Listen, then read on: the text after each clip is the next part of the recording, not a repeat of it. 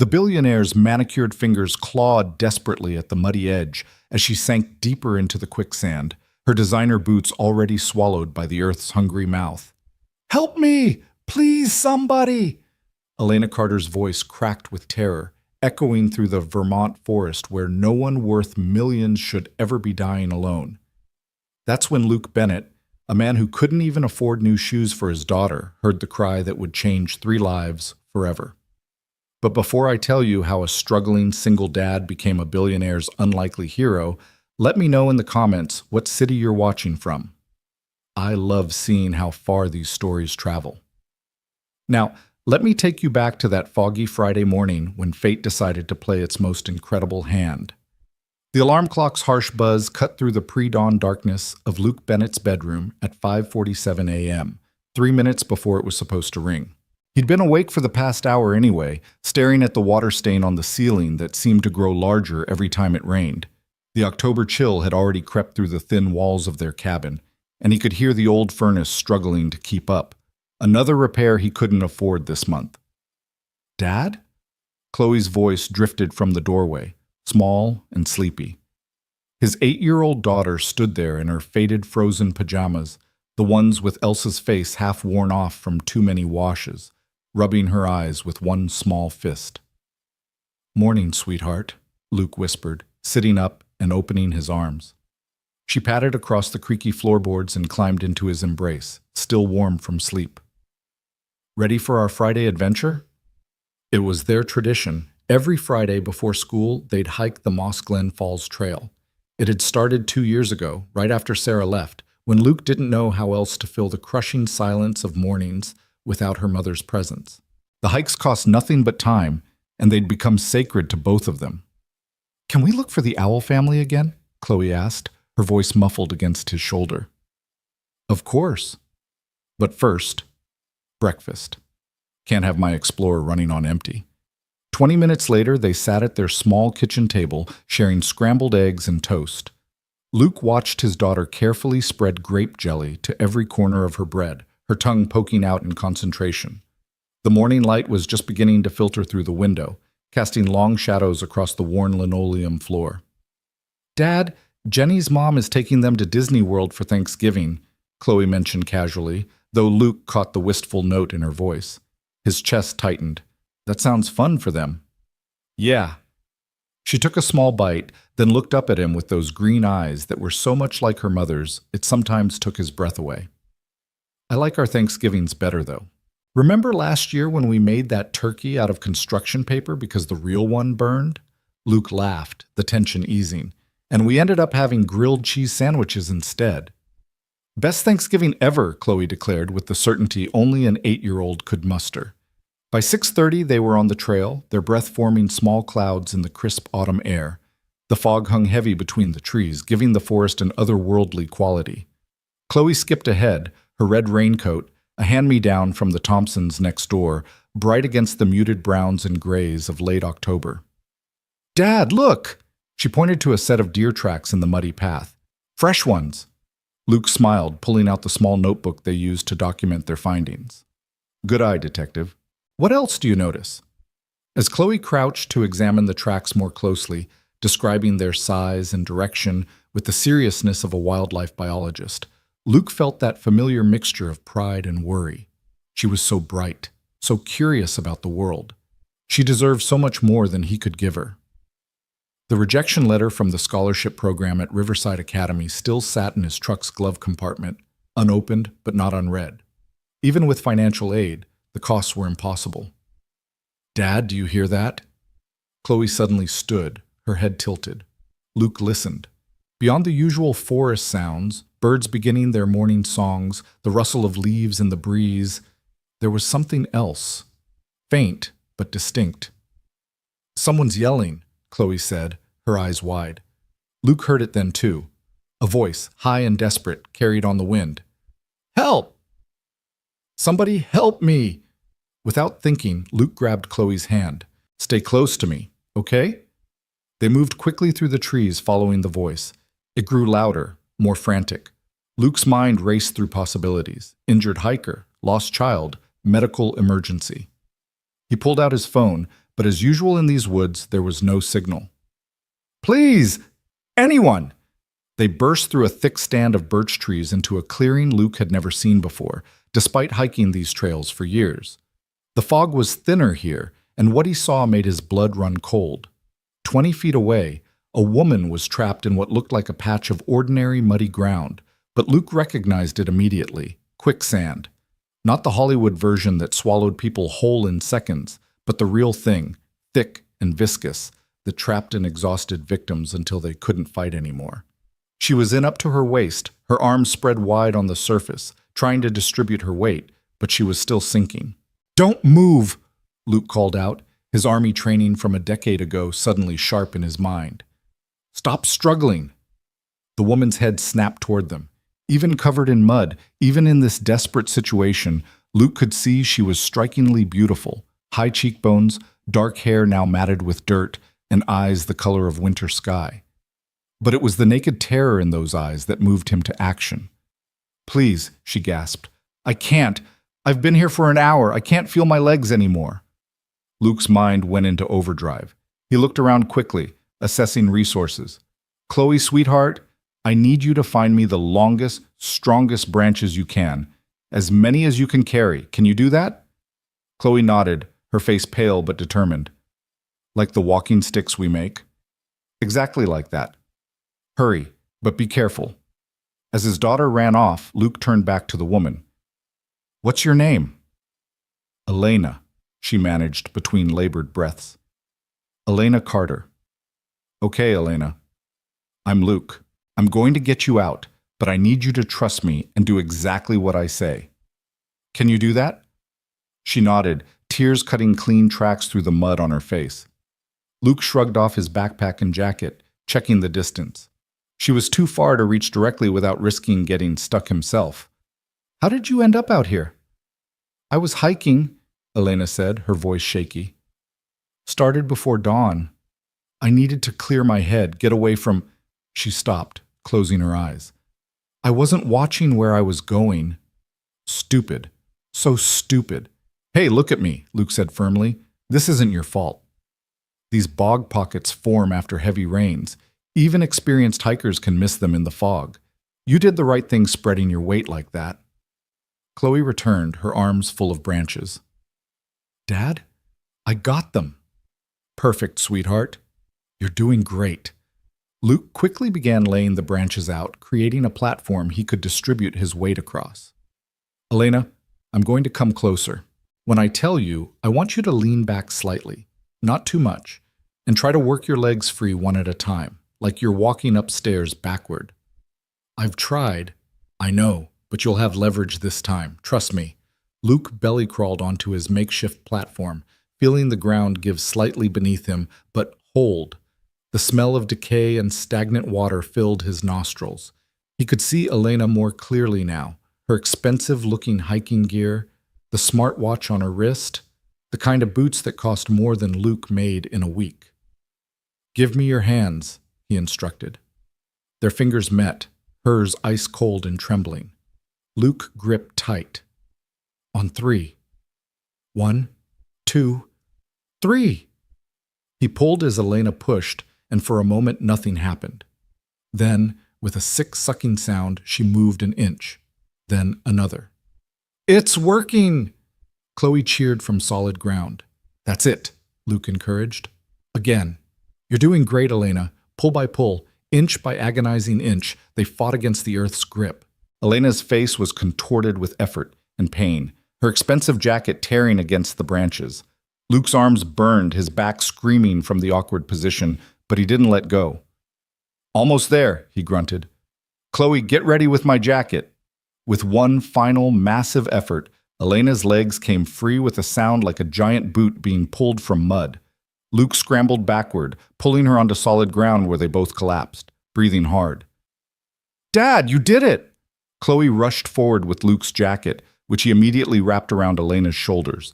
She was shaking violently, her lips tinged blue. "We need to get her warm," Luke said, his emergency training kicking in. "Elena, can you walk?" She tried to stand but immediately collapsed. "My legs. They're numb." Without hesitation, Luke scooped her up. She was lighter than he expected, all sharp angles and delicate bones beneath the muddy clothes. Our cabin's not far. Chloe, lead the way, sweetheart. The journey back seemed endless. Elena's head lolled against Luke's shoulder, her breathing shallow. Chloe ran ahead, then back like a worried sheepdog, her little face creased with concern. Is she going to be okay, Dad? She'll be fine once we get her warm, Luke assured her, though his own heart was racing. Hypothermia was no joke, and he had no idea how long Elena had really been trapped before they found her. Their cabin appeared through the trees like a haven, small, weathered, with smoke still trickling from the chimney. Luke kicked open the door and carried Elena straight to the couch near the wood stove. Chloe, get the big quilt from my bed and put the kettle on. Remember how I taught you? Yes, Dad. She ran off, her footsteps thundering up the stairs. Luke knelt beside Elena, checking her pulse, rapid but strong. Elena, I need to get these wet clothes off you. I'm going to get you some dry things, okay? Her eyes fluttered open. I'm okay. Just cold. So cold. Chloe returned with the quilt and Luke's old flannel pajamas. The kettle's on. You're an angel, Luke told her, meaning it. Can you go to your room for just a few minutes while I help Miss Elena change? Once Chloe was gone, Luke helped Elena out of her mud-soaked clothes with clinical efficiency, trying not to notice the designer labels or the way she shivered. He helped her into his old flannel pajamas. They hung loose on her frame, and wrapped her in every blanket they owned. Better? He asked. Yes, she whispered. Thank you. I really thought I was going to die out there. But you didn't, Luke said firmly. You're safe now. The kettle whistled and Chloe's voice called out. Can I come back? Yes, sweetheart. Chloe appeared with a steaming mug, walking carefully so as not to spill. I made hot chocolate. Mom always said. She stopped, glancing at Luke. Hot chocolate makes everything better.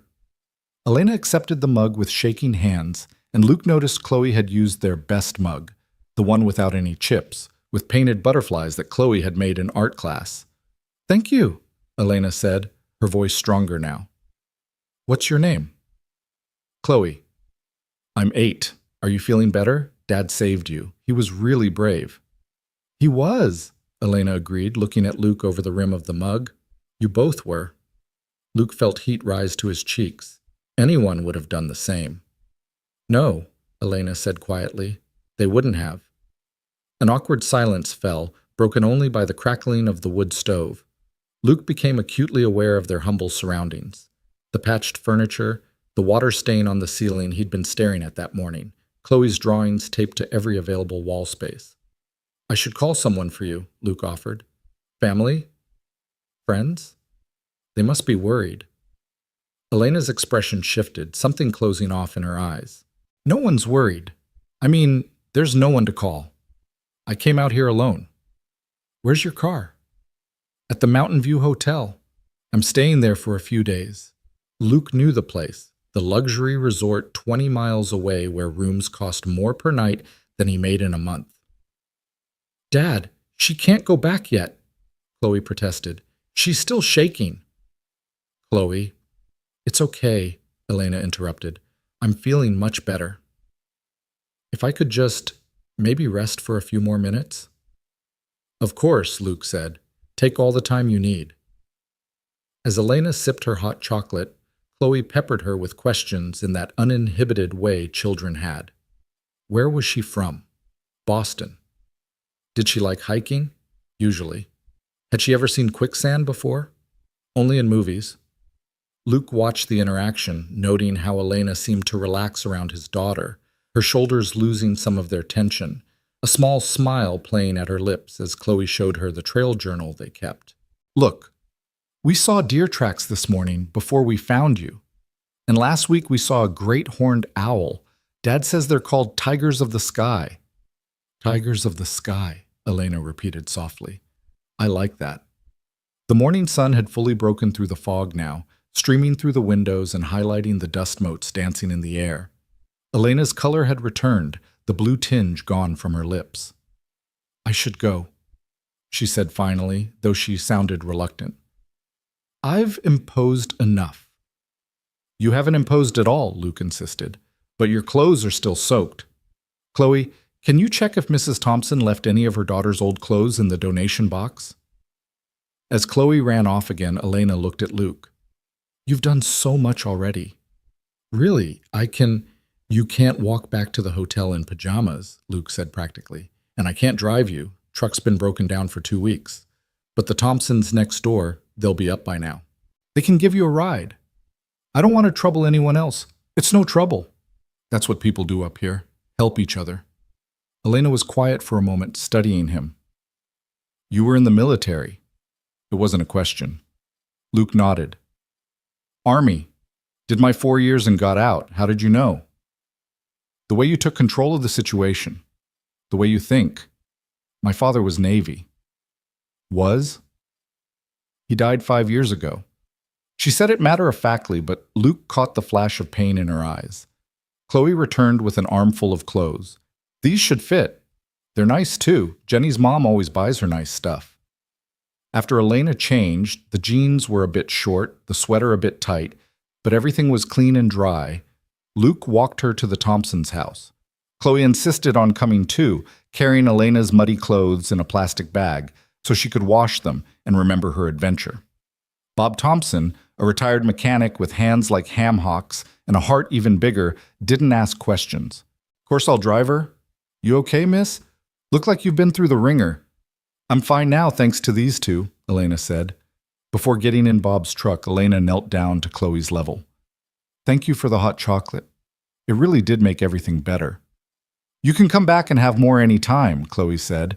We make it every Friday after our hike. Elena's smile was soft. I'd like that. She stood facing Luke. I don't know how to thank you. You saved my life. No thanks needed. Just be more careful next time. I will. She hesitated, then pulled out her phone. Would it be okay if I got your number, in case I wanted to return the clothes? Luke recited his number, watching her type it in with fingers that were still slightly trembling. Elena Carter, she said, offering her hand. Luke Bennett. Her handshake was firm, despite everything she'd been through. As Bob's truck disappeared down the dirt road, Chloe slipped her hand into Luke's. She was nice. Yeah, she was. Dad, do you think she'll really come back? Luke looked down at his daughter's hopeful face. I don't know, sweetheart. She's got her own life to get back to. They walked back to the cabin, Chloe chattering about their morning adventure, already turning it into a story she'd tell at school. Luke half listened, his mind replaying the morning's events. Elena Carter. Something about that name tugged at his memory, but he couldn't place it. Inside, the cabin felt different somehow. Elena's presence lingered, the mug she'd drunk from still on the coffee table, the indent in the couch cushions where she'd sat. Luke found himself looking at their home through what he imagined her eyes might have seen. The shabby furniture, the outdated everything, the obvious signs of financial struggle. Dad, we're going to be late for school. Chloe's voice snapped him back to reality. The rest of the day passed in a blur of normalcy. Luke dropped Chloe at school, went to his job at the hardware store, dealt with difficult customers and a delivery mix-up, picked Chloe up from after-school care, made dinner, spaghetti with sauce from a jar, helped with homework, supervised bath time, read 2 chapters of Charlotte's Web, and tucked his daughter into bed with her collection of stuffed animals standing guard. It wasn't until he was sitting alone in the living room, the wood stove crackling softly, that his phone buzzed. Unknown number. This is Elena. I wanted to thank you again. I've been thinking about what happened all day. You and Chloe were my angels. I'd really like to return the clothes in person if that's okay. Would Saturday work? Luke stared at the message for a long moment before typing back. Saturday's fine. Morning is best. Chloe has soccer at noon. 10 a.m.? See you then. He set the phone aside, unease prickling at his spine. In his experience, when worlds collided like this, his world and the world of people who stayed at the Mountain View Hotel, someone usually got hurt. But then he thought of Chloe's excited face, the way Elena had smiled at his daughter's chatter, the genuine warmth in her thank you. Maybe, Just this once, it would be different. Saturday morning dawned crisp and clear. Chloe had been up since 6, had changed outfits 3 times, and had helped Luke clean the cabin until it was as presentable as possible. She'd even picked some late wildflowers from the yard and put them in a mason jar on the table. "Do you think she'll like them?" Chloe asked for the 5th time. "She'll love them," Luke assured her, though his own nerves were jangling. He'd spent an embarrassing amount of time choosing between his 2 good shirts. At exactly 10 a.m., a knock came at the door. Luke opened it to find Elena standing there, but this was a different Elena than the mud-covered, desperate woman from yesterday. This Elena wore designer jeans that probably cost more than Luke's monthly grocery budget, a cashmere sweater that looked impossibly soft, and subtle makeup that enhanced her already striking features. She carried a large basket and the borrowed clothes in an expensive-looking garment bag. "Hi," she said, and there was something almost shy in her smile. "Hi," Luke replied, suddenly feeling tongue-tied. "Miss Elena." Chloe squeezed past Luke, bouncing with excitement. "You came back!" "Of course I did. I promised, didn't I?"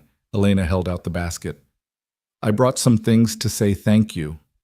They moved into the living room, and Chloe immediately began exploring the basket's contents with delighted gasps. There were gourmet cookies, hot chocolate mix, the really fancy kind, Dad. Local honey, jam, fresh bread from the resort's bakery, and at the bottom, 2 wrapped packages. "Can I open mine?" Chloe asked, eyes wide. Elena nodded, watching with evident pleasure as Chloe tore through the wrapping to reveal a beautiful leather-bound journal and a set of colored pencils. "For your trail journal," Elena explained. "I noticed you were almost out of pages in your old one." "Dad, look! These pencils have my name on them." Chloe showed Luke the personalized pencils, each one engraved with Chloe Bennett, Nature Explorer. Luke's throat tightened. "Elena, this is too much." "No," she said firmly. "It's not nearly enough." "Open yours." Inside Luke's package was a high-quality Swiss Army knife, the kind he'd admired in catalogs but would never buy for himself. "I noticed yours was pretty worn," Elena said. "Every trail guide needs good equipment." "Thank you," Luke managed, touched beyond words. They spent the next hour in comfortable conversation. Elena seemed genuinely interested in their trail journal, asking Chloe about each entry, laughing at her drawings, gasping appropriately at her stories of wildlife encounters. She fit into their small living room like she belonged there, tucked into the corner of their worn couch, holding her mug of coffee, in the butterfly mug again, Chloe had insisted, like it was fine china. "So what brings you to Vermont?" Luke asked eventually. "Besides the near-death experiences in Quicksand." Elena's smile faltered slightly. "I needed to get away. Think about some things. Make some decisions." She paused, seeming to weigh her words. "My life in Boston is complicated." "Complicated how?" Chloe asked, with her characteristic directness. "Chloe, that's not polite," Luke began. "It's okay," Elena said. "Well, I run a company. A big company. And sometimes that means making choices that affect a lot of people. It can be overwhelming." "Like being a teacher," Chloe said sagely. "Mrs. Patterson says being responsible for 28 kids is overwhelming sometimes." Elena laughed, a genuine, delighted sound. "Exactly like that." "What kind of company?" Luke asked, though something in his gut told him he might not want to know the answer. "Technology, mostly. Carter Industries." The name hit Luke like a physical blow. Carter Industries. Of course. Elena Carter. She wasn't just rich. She was billionaire rich. Featured in Forbes rich. He'd read an article about her last month while waiting at the dentist's office. The youngest female CEO of a Fortune 500 company. The woman who'd inherited her father's empire and doubled its worth in 5 years. She must have seen something in his expression because she added quietly, "That's why I didn't want to call anyone yesterday. Sometimes I just need to be nobody for a while." "You're not nobody," Chloe said firmly. "You're Miss Elena who likes hot chocolate and owls." Elena's eyes misted. "You know what, Chloe? That's exactly who I want to be."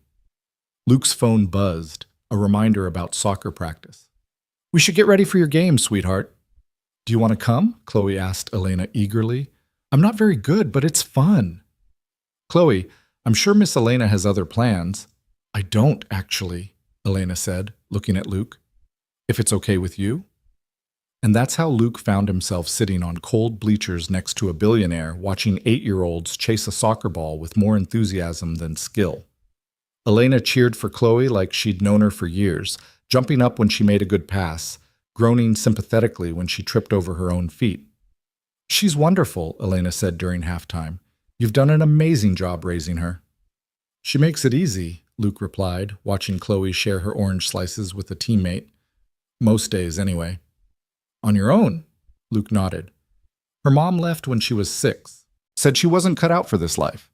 He gestured vaguely, encompassing the small-town soccer field, the modest families around them, the ordinary Saturday afternoon. Wanted bigger things. And you? This is all the big I need, Luke said simply. Elena was quiet for a long moment. I envy that, knowing what's enough. After the game, a 3-3 tie that Chloe celebrated like a World Cup victory, Elena took them to lunch at the local diner.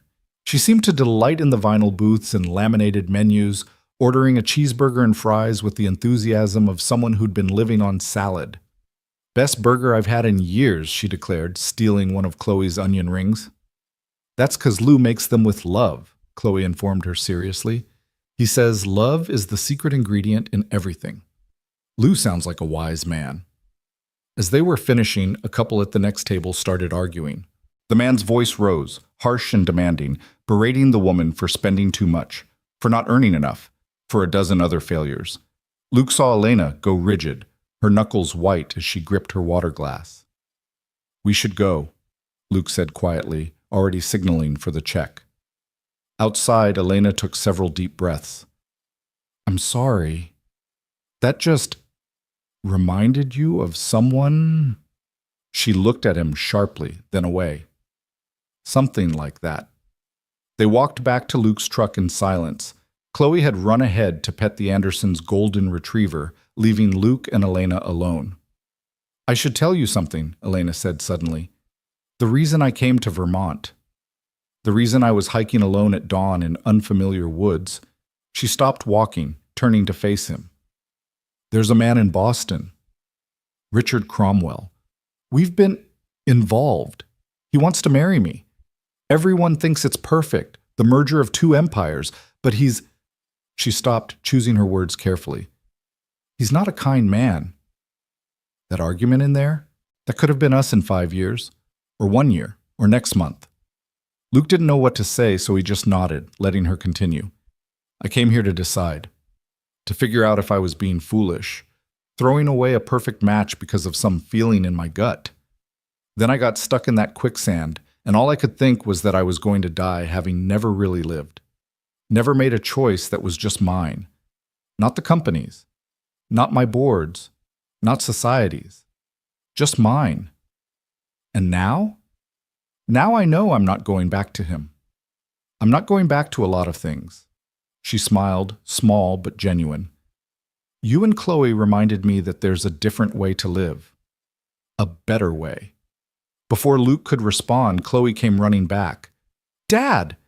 Can Miss Elena come to our pizza night tomorrow? Please? I'm sure she needs to get back to Boston. Actually, Elena interrupted, I extended my stay. If the invitation's genuine, I'd love to come. That evening, after Elena had left and Chloe was in bed, Luke stood at his window looking out at the dark woods. He thought about Elena Carter, billionaire, eating dinner at their scarred kitchen table. He thought about the way she'd looked at Chloe like she was something precious. He thought about the loneliness he'd glimpsed behind her polished exterior, a loneliness that matched his own. His phone buzzed. Elena. Thank you for today. For letting me be part of something real. See you tomorrow. Luke typed back. We're glad you came. Fair warning, Chloe insists on pineapple pizza. Pineapple pizza sounds perfect. And somehow, Luke believed she meant it. Sunday evening arrived with a gentle rain that pattered against the cabin windows. Luke had spent more time than he cared to admit cleaning, while Chloe had drawn a welcome sign that now hung on the door. Pizza party at the Bennetts. Special guest, Miss Elena.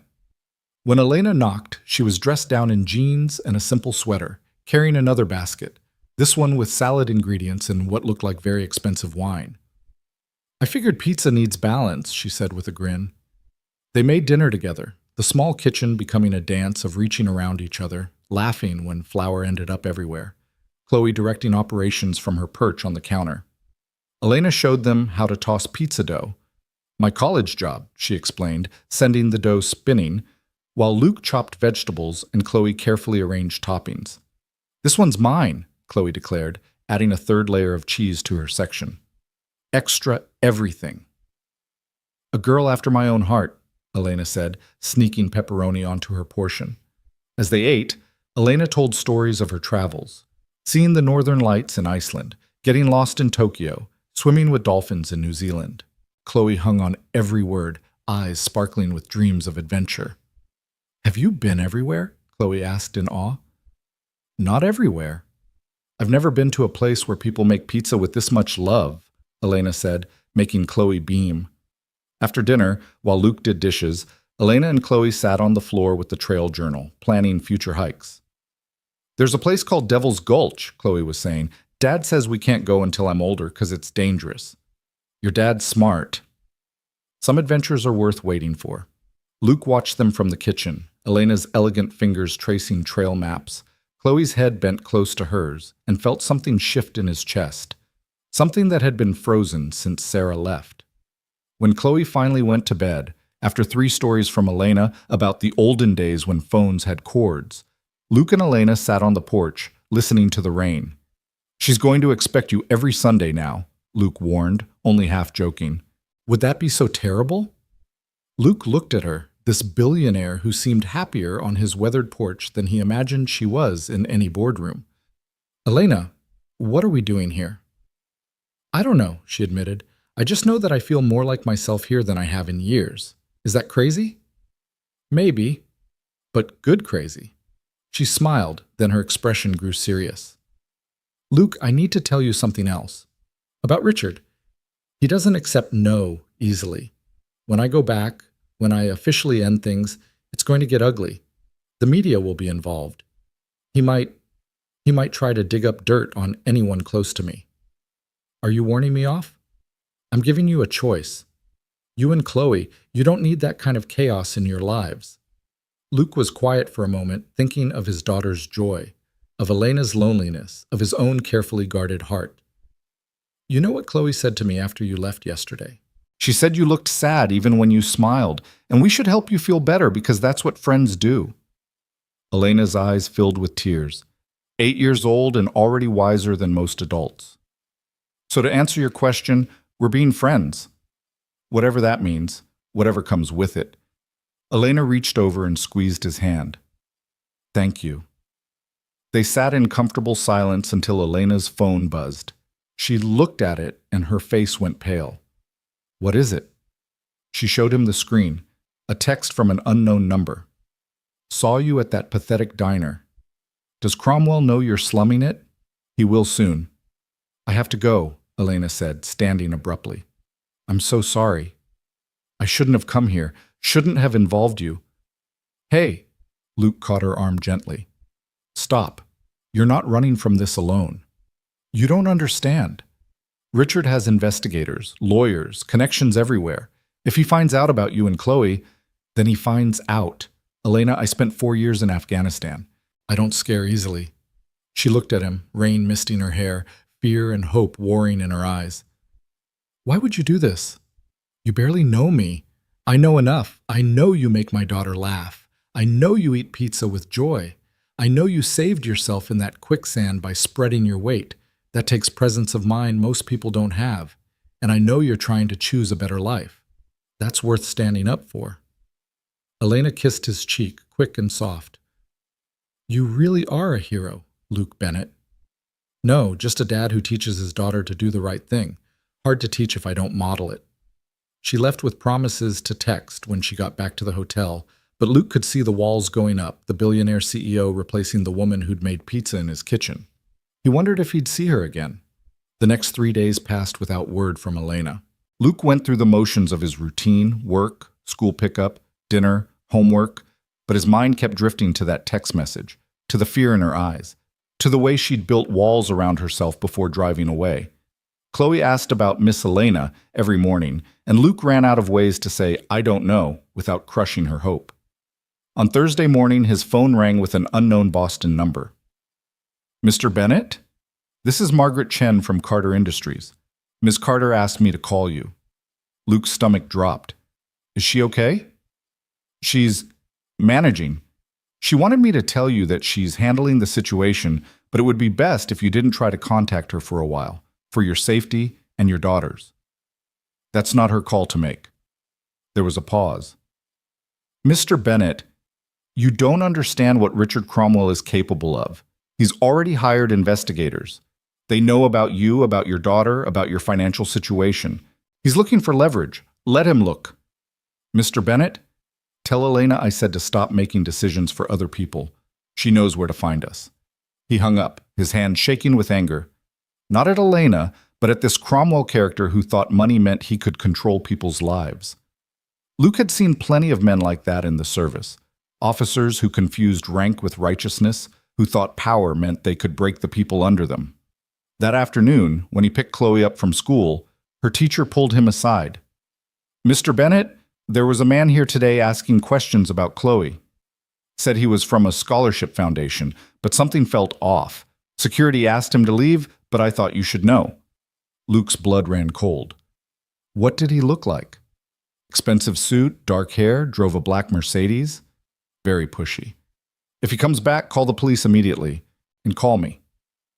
That evening, after Chloe was asleep, Luke sat on his porch with his father's old shotgun across his lap, watching the tree line.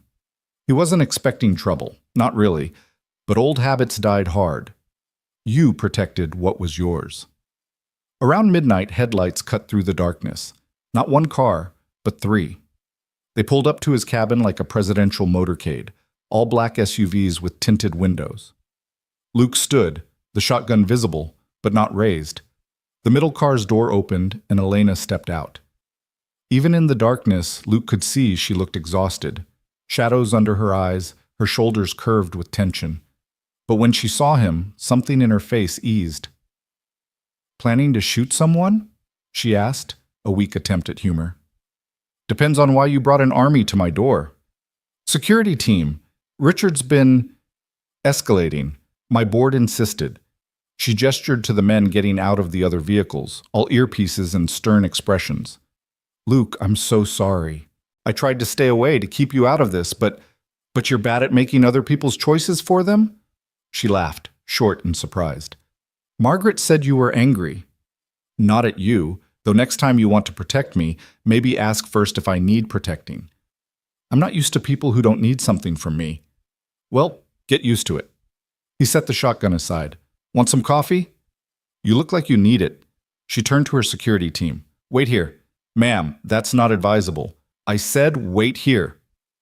Inside, Luke's small kitchen felt even smaller with the knowledge of the security team outside. Elena sat at the table, running her fingers over Chloe's latest drawing, a picture of the 3 of them labeled "My Family" that made Luke's chest tight every time he looked at it. "She includes me," Elena whispered. "Kids are optimists." Luke set a mug in front of her. "So what happened?" "I ended it with Richard, publicly. Gave an interview to the Wall Street Journal about taking the company in a new direction, one that didn't include merger talks with Cromwell Enterprises. He didn't take it well." Define not well. "He showed up at my office, made a scene. Security had to escort him out. Then he called every board member, telling them I was having a mental breakdown.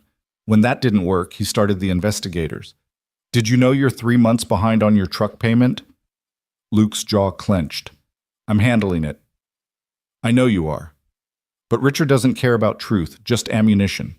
He found out about Sarah leaving, about your discharge from the army, about every hard choice you've ever made, and he's ready to twist all of it into a story about how you're some kind of gold digger who's manipulating me. Let him try. Luke, you don't understand. He owns media outlets. He can destroy your reputation, make it impossible for you to work, maybe even affect custody of Chloe." "Stop." Luke sat across from her, taking her hands. They were ice cold. I've been through worse than some rich bully with a grudge. And Chloe has a right to choose her own friends, even if they come with complications. I'm not worth this risk. That's not your call to make either. Elena pulled her hands away, standing to pace. You don't even know me. Not really. You know the woman who got stuck in quicksand, who eats pizza and watches 8-year-olds play soccer. You don't know the CEO who's laid off thousands of people, who's crushed competitors, who's made choices that kept your father's company alive, that provided for families who depend on those jobs, that did what had to be done even when it hurt. Luke stood too, blocking her pacing. Elena, I don't need you to be perfect. Neither does Chloe. Why? The word came out broken. Why are you being so kind to me? Because you need it. Because we want to. Because sometimes that's enough. She kissed him then, sudden and desperate, tasting of tears and coffee. Luke froze for a moment, then pulled her closer, feeling her shake against him. I'm scared, she whispered against his mouth. I know. It's okay to be scared. They stood there holding each other until Luke heard something, a creak on the porch that wasn't wind. He moved Elena behind him just as the door exploded open. It wasn't Cromwell. It was his men, 3 of them, all muscle and menace. Elena's security was nowhere to be seen. Ms. Carter, the lead one said with mock politeness, Mr. Cromwell would like a word. Get out of my house, Luke said quietly. The man laughed. Army boy wants to play hero. How much is she paying you? Cromwell will double it. I said get out. The man stepped forward, and Luke moved faster than thought, muscle memory from years of training taking over. The man went down hard, but the other 2 were already moving. Luke heard Elena scream, heard something break, felt pain explode across his ribs. Stop! A new voice, Chloe, standing on the stairs in her pajamas, eyes wide with terror. Stop hurting my dad! Everyone froze. The man Luke had dropped was getting up, blood streaming from his nose. Cromwell didn't say anything about a kid. Leave, Elena said, her CEO voice sharp as glass. Now, or I'll have you all arrested for breaking and entering, assault, and traumatizing a minor. Your choice. The men looked at each other, calculating. Finally, the bleeder nodded. This isn't over. Yes, it is, Elena said. Tell Richard if he comes near this family again, I'll destroy him. And unlike him, I don't make empty threats. After they left, after Elena's security team miraculously reappeared, they were called away, ma'am. False emergency.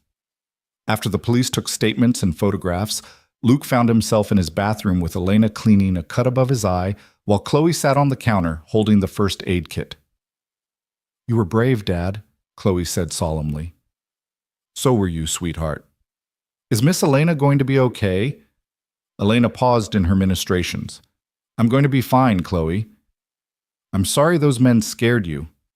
Bad people don't win if good people stick together, Chloe said, with the confidence of someone who'd learned life lessons from Disney movies. Right, Dad? Right, baby. Elena's phone buzzed. She looked at it and her face went white. Oh, God. She showed Luke the screen. A news alert? Carter Industries CEO's secret romance, single father or gold digger? The article was accompanied by a photo clearly taken that day. Luke at school pickup, Chloe visible beside him. They published Chloe's photo, Elena breathed. I'm so sorry, Luke. I never thought... Dad. Chloe looked between them, picking up on the tension. What's wrong? Luke made a decision. Chloe, remember when we talked about how some people have different amounts of money? She nodded. Well, Miss Elena has a lot of money. And some people think that means they can be mean to her or to people she cares about, like us. That's stupid, Chloe said firmly. Yes, it is. But for a little while, things might be weird. People might say things about us that aren't true. Take pictures of us. But we're going to stick together, okay? Like a team? Exactly like a team. Elena's phone rang. She looked at the caller ID and grimaced. It's my board chairman. I have to see... Take it, Luke said. She stepped outside, and through the window Luke could see her pacing, gesticulating, her voice rising occasionally. Chloe curled into his side. Dad, is Miss Elena in trouble because of us? No, sweetheart. She's in trouble because some people think money is more important than being happy. That's silly. You can't hug money. You're absolutely right. Elena came back in, looking defeated. The board wants me to come back immediately. They're calling an emergency meeting. They think this, she gestured between them, is a distraction that's affecting stock prices. Then go. She looked at him, surprised. Just like that? Elena, you have responsibilities. I get that. But Chloe and I will still be here when you're done fighting your battles. What if they make me choose? Then you choose, but make sure it's your choice, not theirs. She knelt in front of Chloe. I have to go away for a little bit, but I want you to know that meeting you and your dad is the best thing that's happened to me in a very long time. Will you come back? If you'll have me. Chloe hugged her tight. Promise? I promise. As Elena's motorcade pulled away, Luke stood on his porch with Chloe, watching the taillights disappear. The night was quiet again, but it felt different now, charged with possibility and danger in equal measure. Dad, are we going to be okay? Luke thought about the photo online, about Cromwell's threats, about Elena fighting her board, about all the complications that had just entered their simple life. Then he thought about Elena's smile when Chloe drew her into their family picture, about the way she fit at their table, about the kiss that had felt like coming home. Yeah, sweetheart, we're going to be okay. The next morning, Luke's phone wouldn't stop ringing. Reporters had found his number, all wanting to know about his relationship with Elena Carter. He turned it off and got Chloe ready for school, only to find news vans outside. Mr. Bennett, how long have you been seeing Miss Carter? Is it true you saved her life? Are you after her money? Luke put Chloe in his truck, the one he was behind on payments for, and slowly backed out, ignoring the shouted questions. At school, the principal met them at the door. Mr. Bennett, given the situation, we think it might be best if Chloe stayed home for a few days, just until things calm down. You're punishing my daughter because of news coverage. Not punishing. Protecting. The other parents are concerned. Luke felt rage building but kept his voice level. Concerned about what? That she might get them in the society pages? Dad? Chloe tugged his hand. It's okay. I don't want to go if everyone's going to be weird. His heart broke a little. 8 years old, and she was already learning that different meant difficult.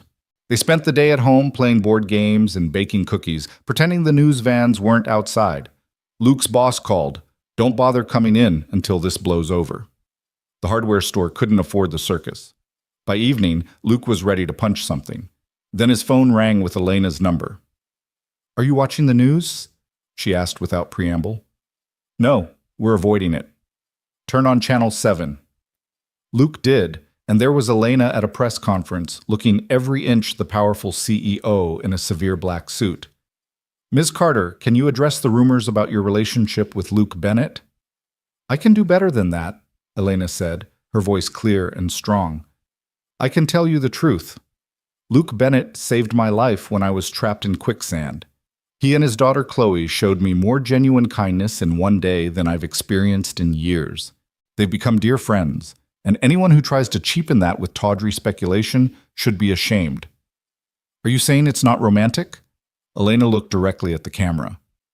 I'm saying that Luke Bennett is twice the person Richard Cromwell will ever be. He's a devoted father, a veteran who served his country with honor, and someone who works hard every day to provide for his daughter. If Richard Cromwell spent less time trying to destroy good people and more time examining his own character, perhaps I wouldn't have ended our relationship. Ms. Carter, Richard Cromwell claims you're having a mental health crisis. The only crisis I had was realizing I was about to marry a man who views people as possessions. Now, if you'll excuse me, I have a company to run. She walked off, leaving the reporters shouting questions. Luke realized he was smiling, probably for the first time all day. Dad, Miss Elena's tough, Chloe said admiringly. Yeah, she is. His phone rang immediately. Elena again. Too much, she asked. Perfect. Though Cromwell's probably having a stroke. Good. How are you two holding up? Luke looked at Chloe, who was drawing another picture, this one of Elena as a superhero. We're managing, though I'm apparently unemployed now. Luke, I'm so sorry. Not your fault. Bob Thompson offered me work at his garage, under the table until this dies down. I could... No. Whatever you're about to offer, no. We're not taking your money, Elena. You're impossibly stubborn. You like that about me. I do, she admitted softly. I really do. Luke, the board's given me an ultimatum. Either I end all contact with you, or they'll call for a vote of no confidence. What are you going to do? What do you think I'm going to do? I'm going to call their bluff, but it might get worse before it gets better. We can handle worse. You shouldn't have to. Elena, I need you to understand something. You're not a burden. You're not a complication we're enduring. You're someone we choose. Every day, despite everything, we choose you. Can you accept that? There was a long pause. I'm trying to learn how. After they hung up, Luke found Chloe had fallen asleep on the couch, her superhero drawing half finished. He carried her to bed, then sat in the dark living room thinking about choices and consequences. His phone buzzed with a text from an unknown number. A photo was attached. Sarah, his ex-wife, with a man he didn't recognize. The message read, "Your ex is very interested in custody arrangements, especially now that you're exposing your daughter to dangerous situations. Call me. RC." Luke deleted the message, but his hands were shaking. Cromwell had found Sarah. The one thing Luke feared more than anything was losing Chloe, and Cromwell knew it. He stepped onto the porch, needing air, and found Bob Thompson walking up with a casserole dish. "Figured you might not feel like cooking," Bob said gruffly. "Marion made extra." "Thanks, Bob. This'll blow over, you know. These rich folks, they get bored and move on to the next scandal." "What if they don't?" Bob set the casserole on the porch rail and pulled out his pipe. "You know, 40 years ago, Marion's father didn't think I was good enough for her. I was just some grease monkey, and she was the bank president's daughter. He did everything he could to break us up. Threatened to disown her, had his friends fire me, even tried to pay me to leave town." "What did you do?" "Married her anyway. Figured if our love couldn't survive some rich man's tantrum, it wasn't worth having. Been 42 years now. Her father? He died alone and bitter, still convinced money was more important than happiness. Elena and I aren't... It's not like that." Bob chuckled. "Son, I've seen how you look at her. More importantly, I've seen how she looks at you. And that little girl of yours? She's already planning the wedding." After Bob left, Luke sat with the casserole, thinking about love and courage and what he was willing to fight for. Inside, Chloe slept peacefully, unaware that her mother was being weaponized against them. Somewhere in Boston, Elena was facing down a board of directors who thought her happiness was less important than stock prices. And Richard Cromwell was out there, plotting, convinced that money could buy him anything, even Elena's heart. His phone rang. "Elena." "Can't sleep either?" he asked. "Board meetings in 6 hours. They've given me the weekend to reconsider my position. Luke, he contacted Sarah, didn't he?" "How did you..." "Because that's what I'd do if I were him." Go for the jugular. "Has she responded?" "I don't know. We haven't talked in 2 years. I have lawyers, Luke, good ones. If she tries anything..." "Elena, I need to handle this part myself. Sarah's complicated. If she thinks there's money involved, she'll definitely make a play for custody. But if she realizes it's just me and Chloe, same as always, she might leave us alone." "So you need me to stay away?" "No, I need you to be smart. Let Cromwell think he's winning for now.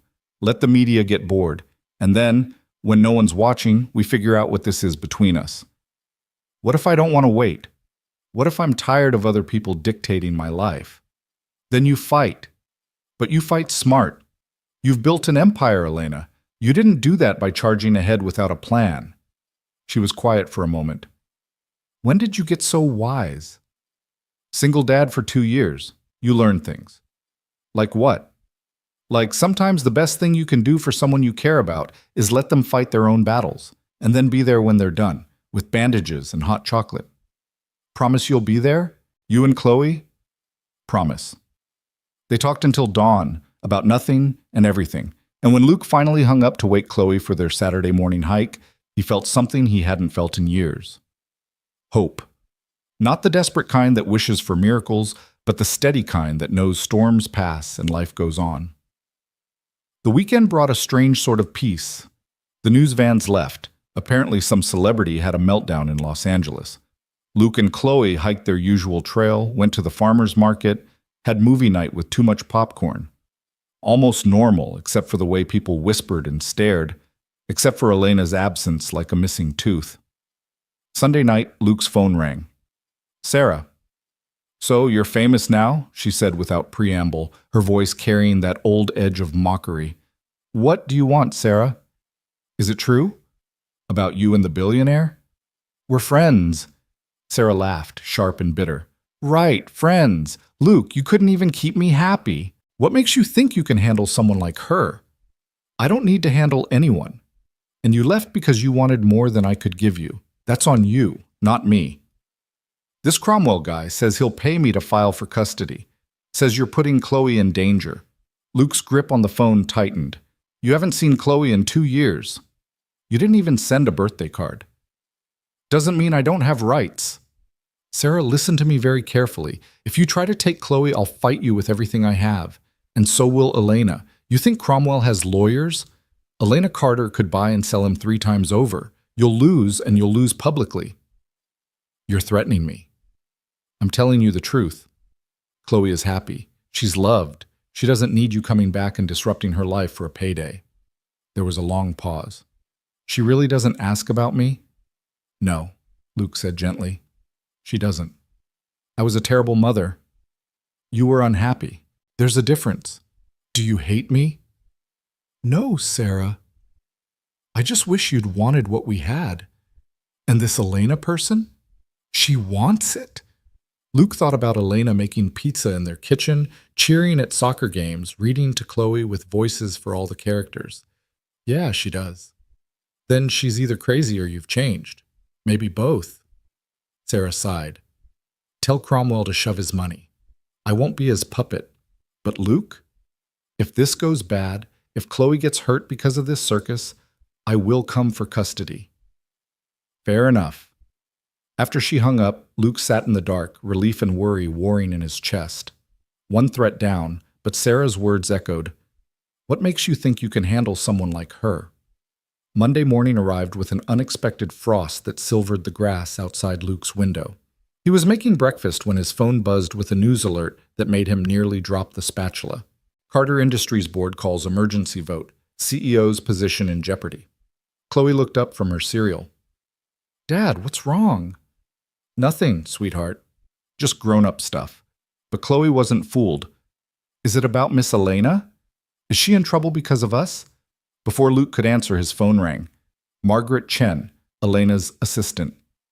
"Mr. Bennett, Ms. Carter asked me to call. The board meeting is happening now. She wanted you to know that regardless of the outcome, she stands by her decision." "What decision?" "She refused to sign a statement saying your relationship was purely professional. She told them, and I quote, 'I won't lie about people I care about to make you comfortable.'" Luke sank into a chair. "She's going to lose her company." "Perhaps.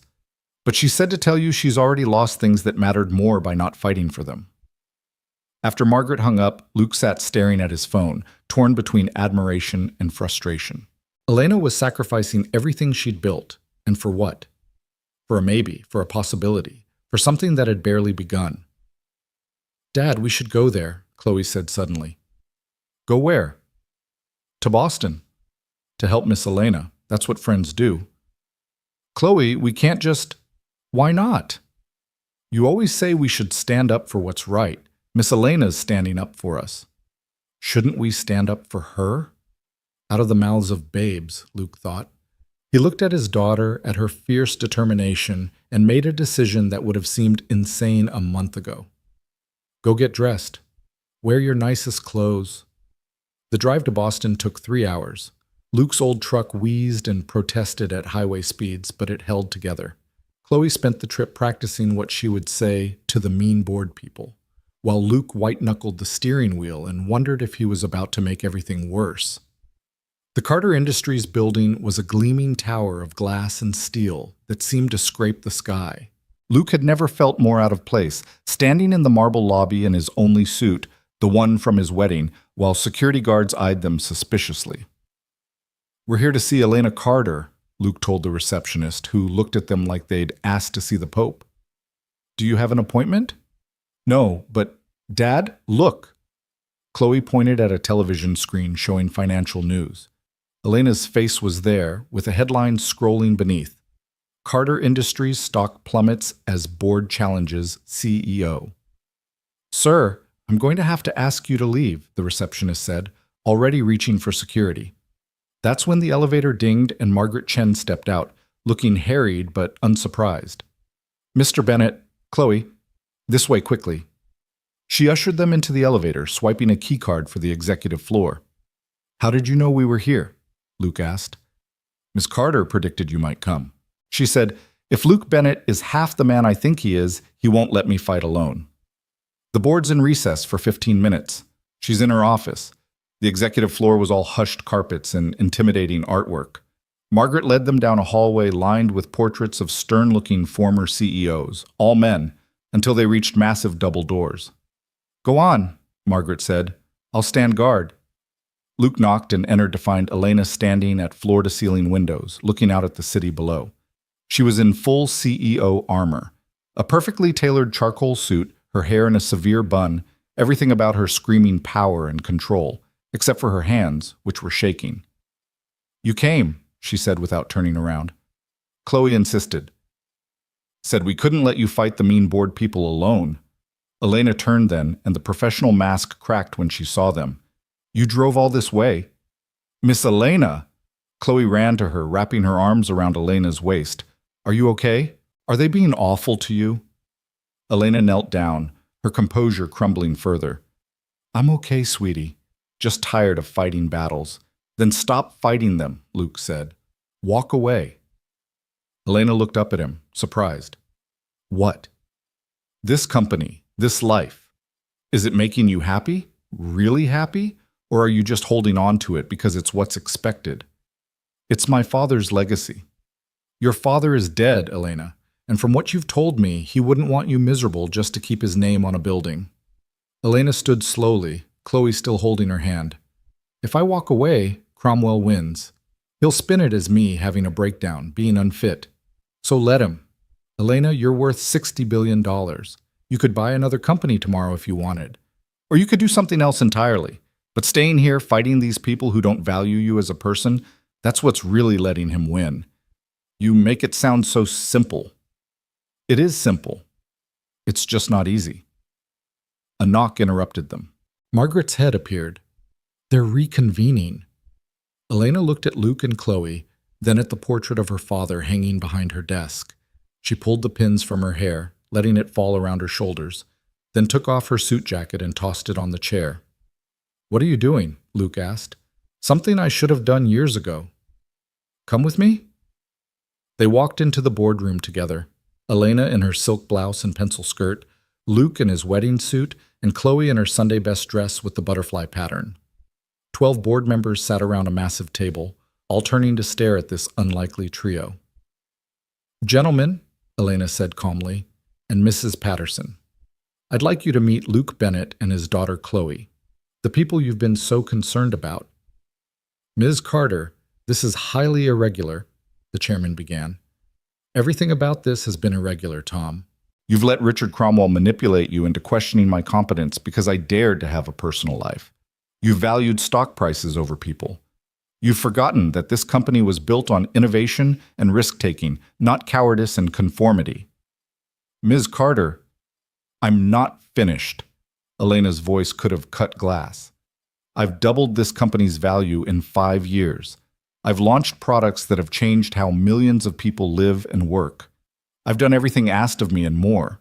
And in return, you want to control who I can be friends with, who I can care about? The relationship is causing instability. No, your reaction to it is causing instability. But that's about to end." Elena pulled a document from her pocket. "This is my resignation, effective immediately." Gasps around the table. The chairman went pale. "Elena, be reasonable." "I am being reasonable. For the first time in years, I'm being completely reasonable. I'm choosing happiness over profit margins. I'm choosing people who value me as a person over those who see me as a stock symbol. You can't just walk away. Actually, I can. My shares remain mine. I'll be selling them, of course, gradually, so as not to tank the value. But I'm done letting this company define my life. An older board member, quiet until now, spoke up. And what will you do, Miss Carter? Elena looked at Luke and Chloe and smiled. A real smile, the kind that transformed her whole face. I'm going to live, Henry. Really live. Maybe I'll start a new company, something smaller, more personal. Maybe I'll teach. Maybe I'll spend a year hiking trails with people who matter to me. But whatever I do, it won't be this. She set the resignation letter on the table. Good luck, gentlemen. Mrs. Patterson, you'll need it. They walked out in silence through the hushed executive floor, past Margaret, who was openly crying, into the elevator where Chloe finally burst out, "That was like a movie." "You were amazing," Elena laughed, wild and free. "I have no idea what I just did." "You chose," Luke said simply. In the parking garage, standing between Luke's battered truck and Elena's waiting limo, reality seemed to settle. Elena looked lost suddenly, like she'd jumped off a cliff and just remembered she didn't know how to fly. "Come home with us," Chloe said. "We're having spaghetti tonight." "Chloe, I'm sure Elena needs to." "Actually, spaghetti sounds perfect," Elena said. "If you have room in the truck?" The three of them squeezed into the cab, Chloe in the middle, Elena's designer outfit incongruous against the duct-taped seats. As they pulled out of the garage, photographers were already gathering, shouting questions. Elena rolled down the window. "Miss Carter, is it true you resigned?" "Best decision I ever made," she called back, then rolled the window up. They drove in comfortable silence for a while, Chloe dozing against Elena's shoulder, until Luke said, "You know Cromwell's going to go nuclear. Let him. I've got the best lawyers money can buy, and now I have all the time in the world to fight him. And the money? Luke, I could lose 90% of my wealth and still have more than I could spend in 10 lifetimes. Money's never been the problem. The problem was thinking it was the solution." They stopped for gas in a small town, and while Luke filled up, Elena and Chloe went inside for snacks. He watched them through the window, Elena helping Chloe reach something on a high shelf, both of them laughing at something, looking like any other mother and daughter on a road trip. His phone rang. Unknown number. "Bennett? This is Richard Cromwell. I heard Elena had some kind of breakdown today." "What do you want, Cromwell?" "To make you an offer. $5 million to disappear. Take your daughter and go somewhere Elena will never find you." Luke laughed. "You really don't get it, do you? 10 million. Cromwell, she could be broke and I'd still choose her over your money. Some things can't be bought." "Everything can be bought. Everyone has a price." "That's where you're wrong. And that's why she chose us over you. We see her as a person, not a prize." "You're making a mistake, Bennett. I can destroy you." "You can try. But here's what you don't understand. I've already lost everything once. Job, wife, dreams, survived it all. And now I have something worth fighting for, so bring it on." He hung up as Elena and Chloe emerged with bags of junk food and cups of coffee. "Who was that?" Elena asked, noting his expression. "Nobody important." She studied him for a moment, then rose on her toes and kissed him, right there in the gas station parking lot, with Chloe cheering and passing motorists honking. "Thank you," she whispered. "For what?" "For seeing me. The real me. Not the CEO, not the billions, just me." The rest of the drive was filled with Chloe's chatter about school, about her friends, about everything Elena had missed in the past week. Elena listened with genuine interest, asking questions, remembering names and details from previous conversations. When they finally reached the cabin, the sun was setting, painting the sky in shades of pink and gold. There were no news vans, yet, just Bob and Marion Thompson on their porch, waving. "Heard the news on the radio," Bob called. "Marion's making a celebration cake." Inside, while Luke cooked and Chloe set the table with their mismatched plates, Elena stood in the doorway watching them, tears rolling silently down her cheeks. "Hey," Luke said softly, pulling her into the kitchen. You okay? I just resigned from a Fortune 500 company to eat spaghetti in a cabin with a single dad and his 8-year-old daughter. My board thinks I'm crazy. The media will crucify me. I'm about to be in the fight of my life with a vindictive ex. Regrets? She looked around the small kitchen, at Chloe carefully folding napkins, at Luke in his apron that said Dad's Kitchen in Chloe's handwriting, at the refrigerator covered in drawings and report cards and photos of moments that mattered. Not a single one. Dinner was perfect in its imperfection. The spaghetti was slightly overcooked, the garlic bread burned on one side, and Chloe spilled sauce on Elena's silk blouse. They talked and laughed and planned hiking trips they would take now that Elena had all the time in the world. We could see the northern lights, Chloe suggested. You said you saw them in Iceland. We could. Or we could go somewhere warm. Have you ever seen the ocean? Chloe shook her head, eyes wide. Then that's first on our list. The ocean. After dinner, while Chloe showed Elena her rock collection, each stone carefully labeled with where and when it was found, Luke's phone rang again. This time it was his boss from the hardware store. Luke, you need to see the news. He turned on the small television, keeping the volume low. There was Elena's resignation, as expected, but then came something else. Security footage from the Carter Industries lobby, showing Luke and Chloe arriving. But the footage had been edited, manipulated to make it look like Luke had forced his way in, like Chloe had been crying. The headline read, Unstable Man Disrupts Board Meeting, Carter's Resignation Forced. That's not what happened, Chloe protested, seeing the screen. Elena was already on her phone, calling her lawyers, her face set in cold fury. They doctored security footage. That's a felony. Margaret, I need you to pull the original files before they disappear. But the damage was spreading. Social media was exploding with the story. Luke Bennett, violent and unstable. Elena Carter, victim of manipulation. Chloe Bennett, a child in danger. Luke's phone rang. Sarah, I told you, she said without preamble. I told you if Chloe got hurt, I'd intervene. Her picture is all over the internet, Luke. They're calling you dangerous. Sarah, you know that's not true.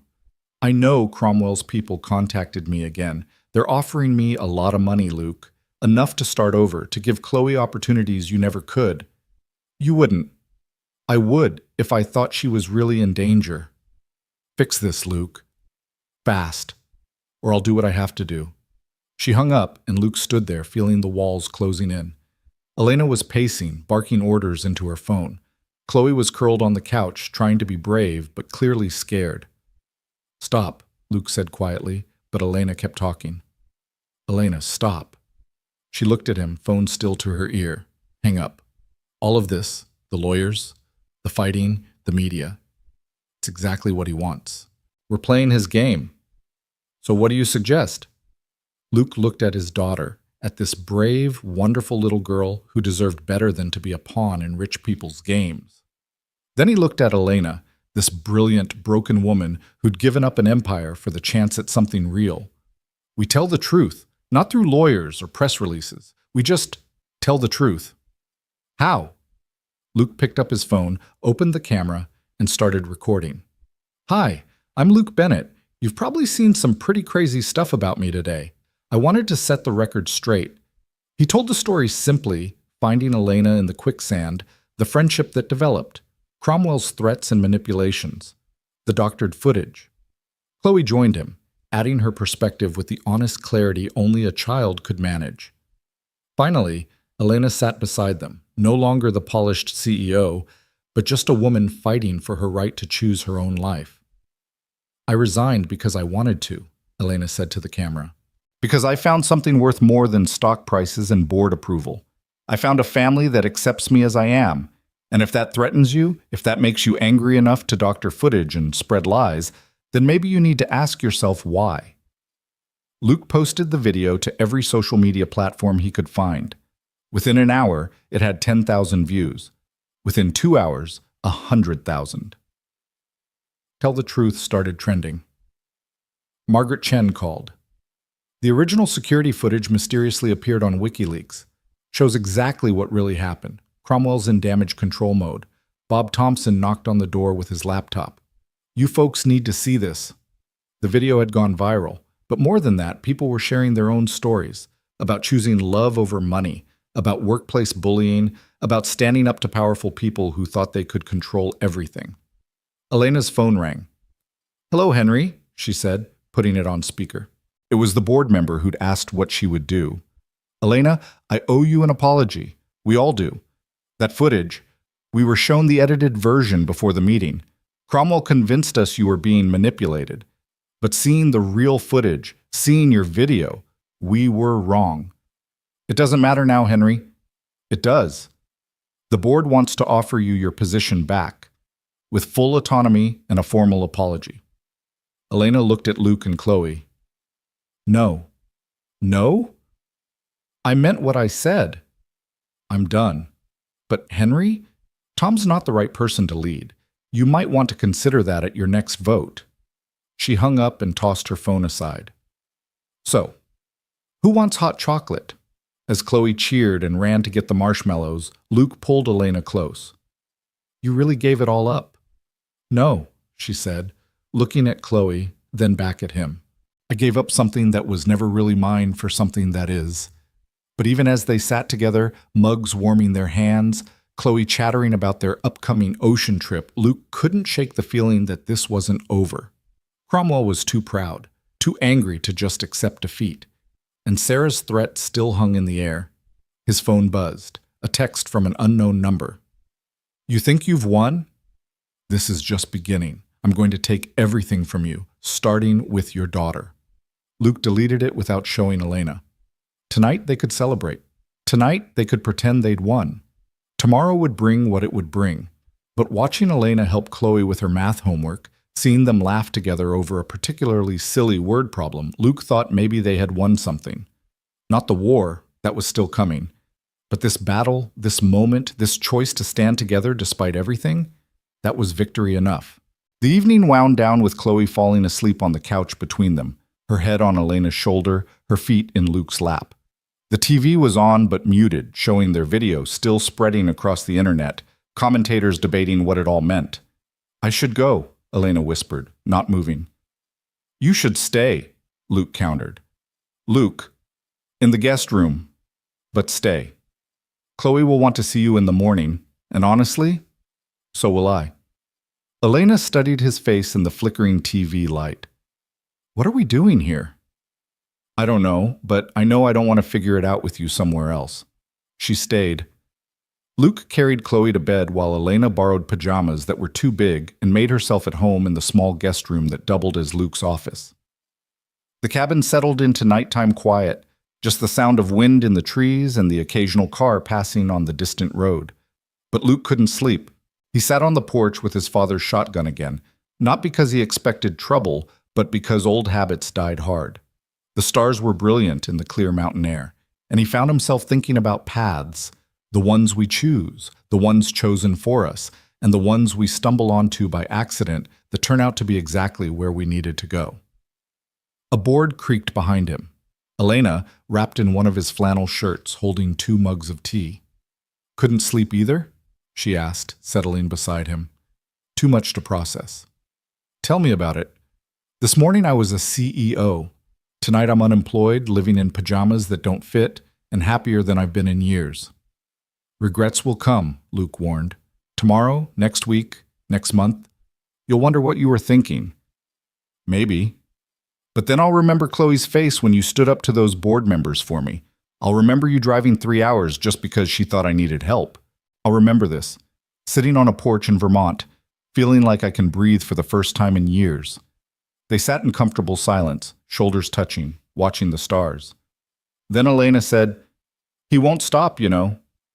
Richard, he's never lost anything in his life. This is eating him alive." "I know. I have resources, protection, lawyers. Let me help keep you and Chloe safe. We can take care of ourselves." "Luke, this isn't about pride. No, it's about showing Chloe that we don't run from bullies.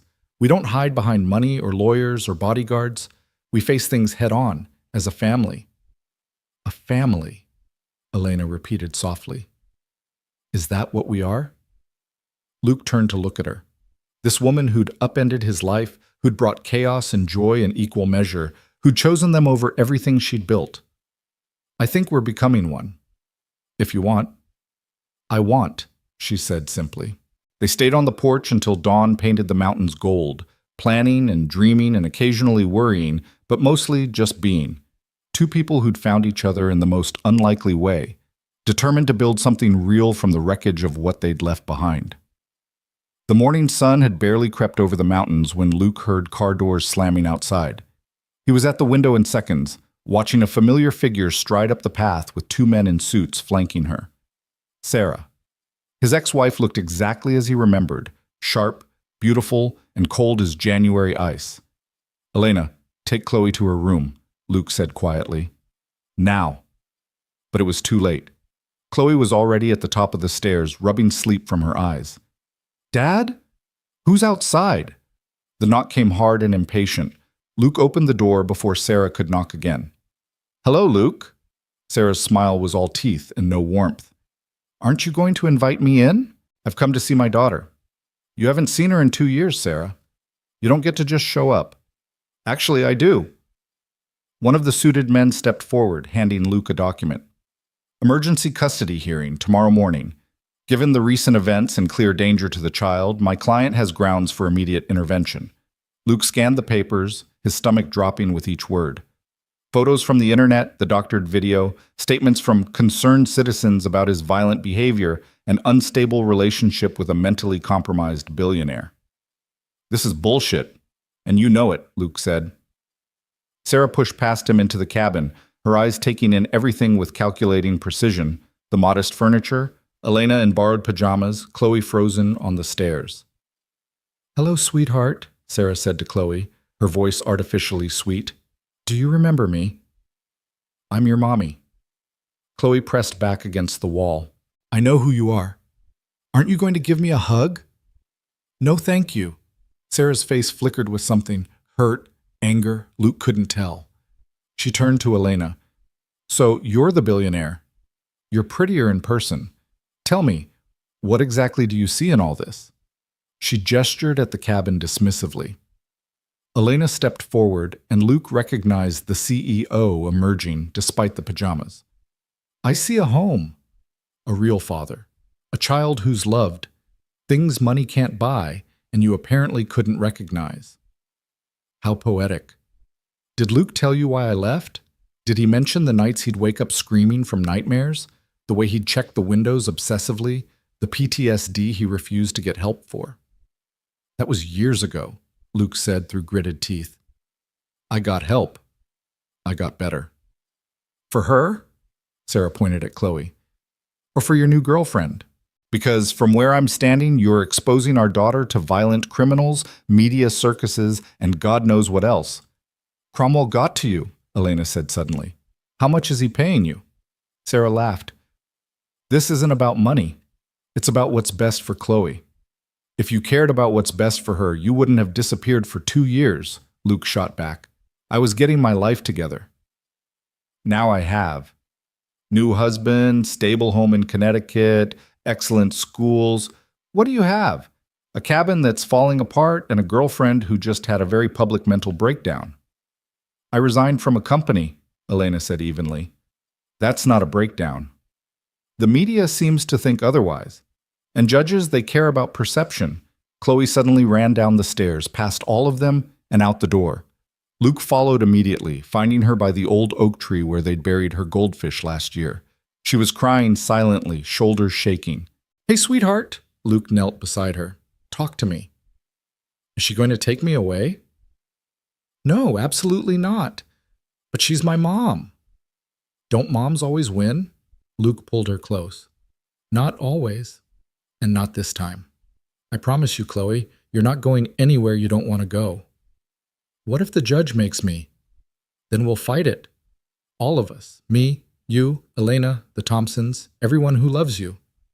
"Does Mom love me?" It was the question Luke had dreaded for 2 years. "I think she loves you the only way she knows how, but sometimes that's not enough." They walked back to find Sarah and Elena in a tense standoff in the living room, the lawyers standing awkwardly by the door. We should go, one lawyer said to Sarah. We've served the papers. Sarah looked at Chloe one more time. I'm staying at the Mountain View Hotel. If you want to talk, to get to know me again. I don't, Chloe said firmly. I don't want to know you. You left. You don't get to come back just because you feel like it. Sarah's composure cracked slightly. You don't understand, sweetheart. I had to leave. This life, this place, it was suffocating me. Then you should stay away, Chloe said with devastating 8-year-old logic. We don't want you to suffocate. After Sarah left, the cabin felt smaller somehow, like her presence had sucked out all the air. Elena was already on the phone with her lawyers, pacing and planning. Luke sat with Chloe, who was drawing with fierce concentration, a picture of their cabin with a giant wall around it and a sign that said, "No mean people allowed." Luke, Elena said, ending her call, we need the best family lawyer in Vermont. I know someone. No. Luke's voice was firm. No high-powered lawyers. That's playing into their narrative that you're using your money to control things. Then what? Tom Brennan, local lawyer, knows everyone in the county, including the judge. He handled my divorce. Luke, this is serious. Which is why we need someone who understands this place, these people. Sarah's big city lawyers will come in throwing weight around. Tom will remind everyone who really knows Chloe, who's been here for her. Elena looked like she wanted to argue, but finally nodded. Okay, your town, your call. Within an hour, Tom Brennan was sitting at their kitchen table looking like someone's grandfather with his worn cardigan and reading glasses perched on his nose, but his eyes were sharp as he reviewed the custody petition. Sarah's claiming changed circumstances, he said. The media attention, the alleged danger, your relationship with Miss Carter here. It's not nothing, but it's not everything either. Meaning, Luke asked. Meaning Judge Harrison knows you, Luke, knows Chloe. He's not going to be swayed by flash and dazzle. But, Tom hesitated. The doctored video is a problem. Even though it's been debunked, the image is out there. And this Cromwell fellow's money means they can drag this out, make it expensive. Money's not an issue, Elena said quickly. Tom studied her over his glasses. With respect, Ms. Carter, you being involved might be an issue. No offense, but you're the wild card here. Unknown quantity. Judge might wonder about stability. I'm not going anywhere, Elena said firmly. Been here what? Couple weeks? That's not exactly a track record. Tom, Luke intervened, what do we need to do? Character witnesses. School reports, Chloe's therapist. You still taking her to Dr. Ellman? Good. We need everyone who's seen you with Chloe to speak up. And, he paused, looking at Elena. You might consider keeping a lower profile, at least until the hearing. You want me to leave? Elena's voice was carefully neutral. I want you to be strategic. You show up at court, it's a media circus. You stay away, it looks like you're abandoning them. Rock in a hard place. She stays, Chloe said suddenly. Everyone turned to look at her. Elena stays. She's family now. Tom smiled slightly. Well, can't argue with that. But we need to be smart about this. Luke, you need to show stability. Normal routine. School, work, home. No drama. I don't have work anymore, Luke reminded him. Lost my job when this all started. Bob Thompson says different. Says you're working at his garage now. That's good, honest work. Judge Harrison brings his car there. They spent the next hours preparing, gathering documents, making lists of witnesses. Mrs. Patterson from school agreed to testify, as did Dr. Ellman, the Thompsons, even Lou from the diner. The community was rallying, but Luke could see the strain on Elena, the way she kept checking her phone, watching the news coverage that painted her as everything from a victim to a villain to a madwoman. That evening, while Chloe helped Bob Thompson fix a lawnmower, her way of dealing with stress, Elena and Luke walked the trail where they'd first met. That quicksand is looking pretty good right now, Elena said weakly, attempting humor. Elena, she's right, you know. Sarah, I am a complication you don't need. If I wasn't here, if you weren't here, Chloe and I would be less than we are now. Luke stopped walking, taking her hands. Yes, this is complicated. Yes, Cromwell is making our lives hell. But Elena, Chloe smiled more in the first week of knowing you than she had in the 6 months before. That's worth fighting for. What if we lose? What if Sarah takes her? Then we keep fighting. Appeal. Whatever it takes. I could make Cromwell back off. One phone call to the right people, and his company would be under federal investigation. He has skeletons. No. We do this right, this clean. I won't have Chloe growing up thinking problems get solved with threats and power plays. Elena pulled away, frustrated. Sometimes that's how the world works, Luke. Not our world. Not the world we're building for her. They walked back in tense silence, finding Chloe and Bob covered in grease and grinning. We fixed it, Chloe announced. Bob says I'm a natural mechanic. That's my girl, Luke said, his throat tight. That night, after Chloe was asleep, Luke found Elena on the porch again, laptop open, typing furiously. What are you doing? Liquidating assets, setting up a trust for Chloe's education. If something happens, if you lose custody, at least... Luke closed the laptop gently. Stop. I'm trying to help. You are helping. By being here. By caring. But Elena, you can't solve everything with money. It's all I know how to do. The words burst out of her, raw and painful. I don't know how to be normal, Luke. I don't know how to bake cookies for school fundraisers, or help with homework without hiring a tutor.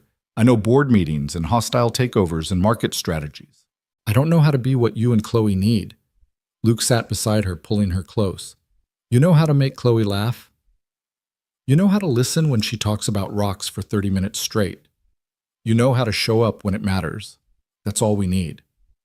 Your ex-wife is going to destroy me on the stand, unstable, unfit, all of it. Maybe, but Chloe will tell them the truth, and in the end, that's what matters most. The custody hearing was set for 9 a.m. in the small county courthouse. By 7, news vans were already setting up, drawn by the story of the billionaire, the single dad, and the custody battle. Luke dressed Chloe in her best outfit, the one they'd bought for last year's school concert, while Elena put on a simple navy dress she'd had Margaret send from Boston. You don't have to come, Luke told her for the 10th time. Yes, I do, Elena replied, fixing Chloe's collar. Family shows up. Tom met them at the courthouse steps, looking grim. Sarah's team filed a motion. They want Chloe to testify in chambers, away from you both. Can they do that? Luke asked. Judge can allow it if he thinks it's in the child's best interest, prevents coaching, or pressure. Luke knelt in front of Chloe. Sweetheart, you might have to talk to the judge alone. Just tell the truth, okay? Whatever you feel, whatever you want, just be honest. What if I say the wrong thing? There is no wrong thing, just the truth. Inside, the small courtroom was packed. Luke recognized faces from town, supporters but also curiosity seekers. Sarah sat with her legal team, looking polished and confident. Her new husband was beside her, a bland-looking man in an expensive suit who kept checking his phone. All rise, the bailiff called, and Judge Harrison entered. Luke knew him by reputation, fair but traditional, a grandfather himself, not impressed by fancy lawyers or big money. Sarah's team went first, painting a picture of chaos and danger. The doctored video, despite being debunked, was entered as evidence of the volatile situation. They had photos of the media circus, statements about Elena's mental breakdown, Luke's PTSD history, his recent job loss. They presented Sarah as reformed, stable, married to a successful investment banker, living in a good school district. Your Honor, Sarah testified, tears perfectly timed, I'm not proud of leaving. But I've grown, I've gotten help, I've built a stable life. I can give Chloe opportunities, private school, college without debt, travel, culture. What can Luke offer? A falling down cabin and a girlfriend who just very publicly imploded. Tom's cross-examination was gentle but devastating. Mrs. Hamilton, that's your new name, correct? When is Chloe's birthday? April 15th. What's her favorite color? Pink? It's purple. Who's her best friend? Sarah hesitated. I've been away. Who's her teacher? I don't... What's she allergic to? I haven't been involved. No, you haven't. No contact for 2 years. Not a card, not a call, not a dime of support. But now when there's media attention, when someone's offering to pay your legal fees, suddenly you're Mother of the Year. Objection, Sarah's lawyer called.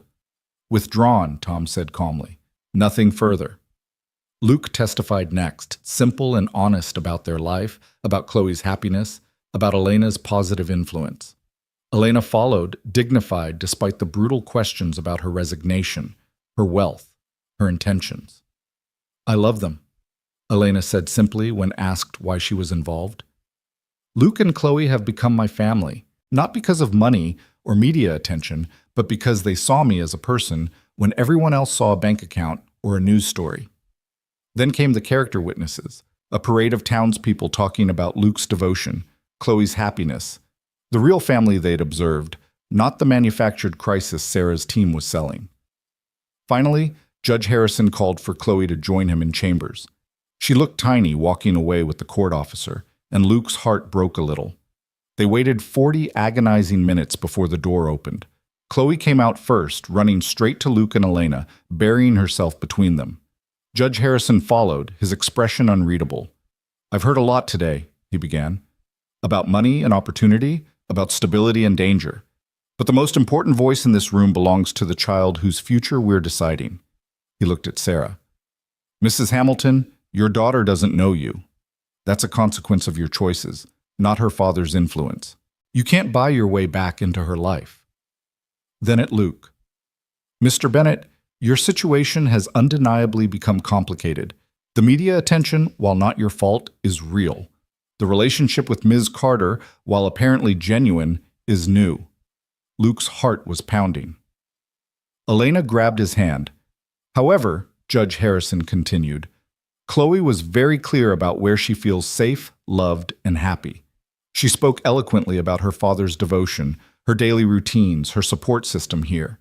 And she spoke about Miss Carter with genuine affection, not the coached phrases I often hear. He paused, looking at all of them. Custody remains with Mr. Bennett. Mrs. Hamilton, I'm granting you supervised visitation, 1 afternoon a month, if Chloe agrees. And only if you stop this media circus immediately. Sarah's lawyer started to object, but she stopped him with a raised hand. For a moment, her carefully constructed mask slipped, and Luke saw something almost like regret. Chloe, Sarah said quietly, I know you don't understand why I left. Maybe someday you will, but I do love you, in my way. Chloe studied her for a long moment. Maybe someday we can be friends, but not today. Sarah nodded, gathered her dignity, and walked out with her husband trailing behind. The courtroom erupted in quiet congratulations, neighbors patting Luke's back, Elena hugging Chloe tight. Outside, the media swarmed, but Tom had arranged for them to exit through the back. In Bob's waiting truck, Luke's was still broken, they sat in exhausted silence until Chloe said, Can we get ice cream? It's 11 in the morning, Luke pointed out. We just won, Elena said. Ice cream for breakfast seems appropriate. At the diner, Lou refused their money. Heroes eat free, he declared, loading their table with sundaes that would horrify a nutritionist. The bell over the door kept chiming as townspeople stopped by to congratulate them, to welcome Elena officially into the community, to celebrate the defeat of outside forces trying to tear apart one of their own. But Elena's phone kept buzzing. She tried to ignore it, but finally stepped outside to answer. Luke watched through the window as her face went pale, her free hand clenching into a fist. What is it? He asked when she returned. Cromwell.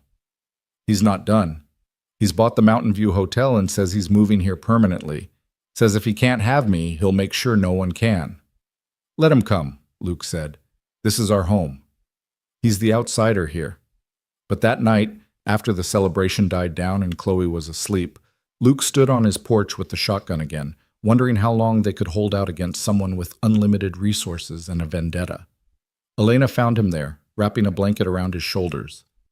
We could leave, she said quietly. All of us. Go somewhere he can't find us. Run? That's your solution? It's not running if it keeps Chloe safe.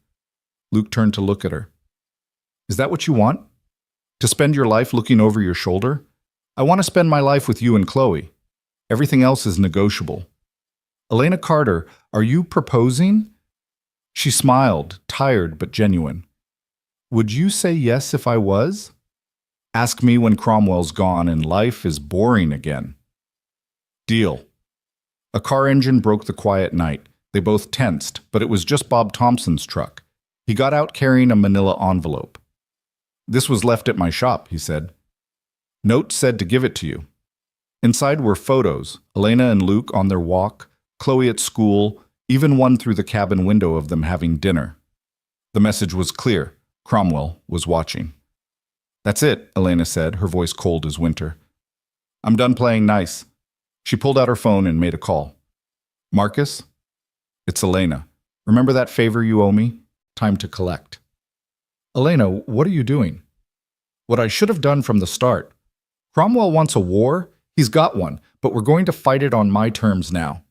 Luke wanted to argue, to insist they handle this his way, but looking at those photos, at the violation of their privacy and safety, he realized sometimes you had to fight fire with fire. And Elena Carter had spent her entire adult life learning how to burn down empires. Whatever you're planning, he said, we do it together. Together, she agreed, then smiled with a sharpness he'd never seen before. Richard Cromwell is about to learn what happens when you threaten my family. The word hung in the air. Family. Not Luke and Chloe, not them and her, but family. United, unbreakable, and ready for war. The next morning brought an unexpected ally. Margaret Chen arrived at the cabin with 3 suitcases and a determined expression. If you're going to war with Cromwell, you need proper support, she announced. I've taken a leave of absence. Also, I brought your clothes. You can't strategize in borrowed pajamas. Elena hugged her assistant, her friend, tightly. Margaret, you don't have to. Yes, I do.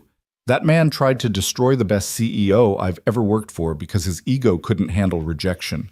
It's personal now. They set up a command center in Luke's small office, technology appearing as if by magic. Within hours, Margaret had intelligence flowing in, Cromwell's business dealings, his debts, his enemies.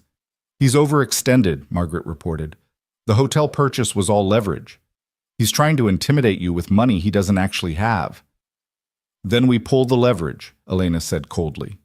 Elena, Luke warned, remember what we talked about. Clean. Clean doesn't mean we can't defend ourselves. Marcus, you still there? The speakerphone crackled. I'm here. And I found something interesting. Cromwell's been shorting Carter Industries stock. He started the day before the board meeting. That's insider trading, Margaret breathed. If we can prove he knew about the board's plans before they were public, Elena said slowly, that's federal prison. I'll get the SEC on it, Marcus said. But Elena, be careful. Desperate men do desperate things. As if to underscore the point, Luke's phone rang. Tom Brennan.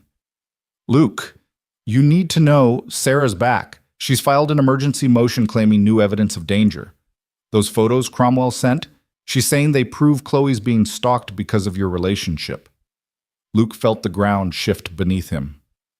She's using Cromwell's harassment against us?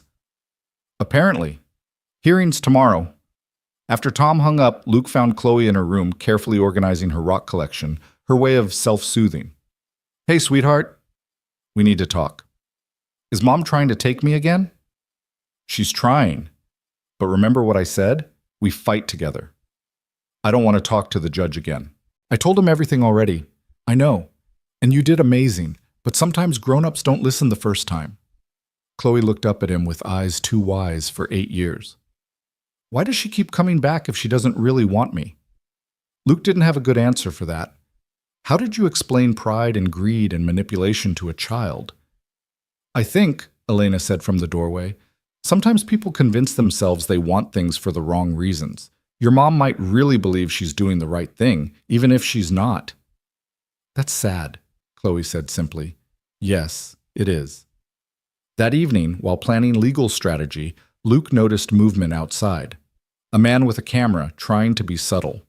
He was about to confront him when Bob Thompson appeared with his hunting rifle. Evening, Bob said pleasantly to the photographer. You lost? Just taking nature photos. Private property. Best Nature's back that way, toward the road, about 5 miles down. The photographer tried to argue, but Bob's rifle never wavered. Finally, he left. Thanks, Bob, Luke called. Got a whole rotation set up, Bob replied. Me, Jim, Carlos, few others. Nobody's getting near this place without us knowing. The community was circling wagons, protecting their own, but Luke knew it wouldn't be enough, not against Cromwell's resources. Elena worked through the night, calling in favors, moving pieces on a chessboard only she could see. Margaret typed furiously, documents flying from the printer. Luke tried to help, but this was their world, not his. Around 3 a.m., Elena's phone rang. She listened, her face grave, then hung up. Richard's had a heart attack. He's in the hospital. Luke felt no sympathy, but Elena looked troubled. This changes things. His lawyers will claim we caused it with stress, that we're dangerous. We didn't do anything to him.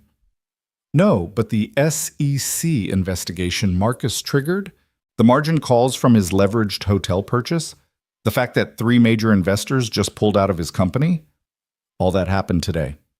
Elena, he brought this on himself. I know, but Sarah won't see it that way. Neither will a judge. The emergency hearing was a disaster. Sarah's lawyers painted them as vindictive, dangerous, citing Cromwell's heart attack as evidence. The judge, not Harrison this time, but a younger woman named Chen, seemed sympathetic to Sarah's concerns. Your Honor, Tom argued, Mr. Cromwell has been stalking my clients. His heart attack, while unfortunate, is not their fault. Nevertheless, Judge Chen said, the child appears to be in the center of an escalating conflict. I'm granting temporary emergency custody to Mrs. Hamilton while we investigate these new developments. The world tilted. Luke heard Chloe gasp, felt Elena's hand grip his arm, but everything seemed far away. No! Chloe ran to Luke, wrapping her arms around him. I won't go. You can't make me. Sweetheart, the judge said, not unkindly, this is temporary. Just a few days while we sort things out. Mr. Bennett has done nothing wrong, Elena stood, her CEO voice ringing out. This is a miscarriage of justice, and we will appeal immediately. That's your right, Judge Chen said. But for now, the child goes with her mother. Sarah approached carefully. Chloe, please. Just a few days. We'll go to my hotel, order room service, watch movies. I hate you, Chloe said quietly, devastatingly. I will always hate you for this. But she went, because the court officer was there, because Luke nodded that she had to, because sometimes the bad guys won rounds even if they couldn't win the fight. The cabin felt empty, wrong, without Chloe's presence. Elena raged, throwing things, cursing Cromwell and Sarah and the system. Luke sat silent, staring at Chloe's drawing on the refrigerator. We're getting her back, Elena declared. I don't care what it takes. Elena, no, this is my fault. Cromwell came after you because of me. I'm fixing this. She stormed out before Luke could stop her. Margaret looked at him apologetically. She needs to do something. It's how she processes. What if we can't fix this? What if Sarah wins? Margaret studied him. Do you know why Elena was really in those woods that morning? She'd just come from her father's grave. 5-year anniversary of his death. She goes every year, alone, to tell him about the company. This year, she told him she was miserable, that she'd built everything he wanted and felt nothing. Then she got lost, literally and figuratively, and you saved her. Not from the quicksand, from the life that was drowning her slowly. Margaret, she won't lose Chloe. She won't lose you. She's Elena Carter. She's taken down bigger monsters than Richard Cromwell. But Luke wasn't sure anyone could take down a system that favored biological mothers, that saw money as stability, that punished love for not fitting in neat legal boxes. His phone rang. Unknown number, Luke? It's Richard Cromwell. The voice was weak, strained. We need to talk. What do you want, Cromwell? Luke's voice was ice, his knuckles white as he gripped the phone. I'm dying. The words came out raspy, labored. Not the heart attack, they found something else.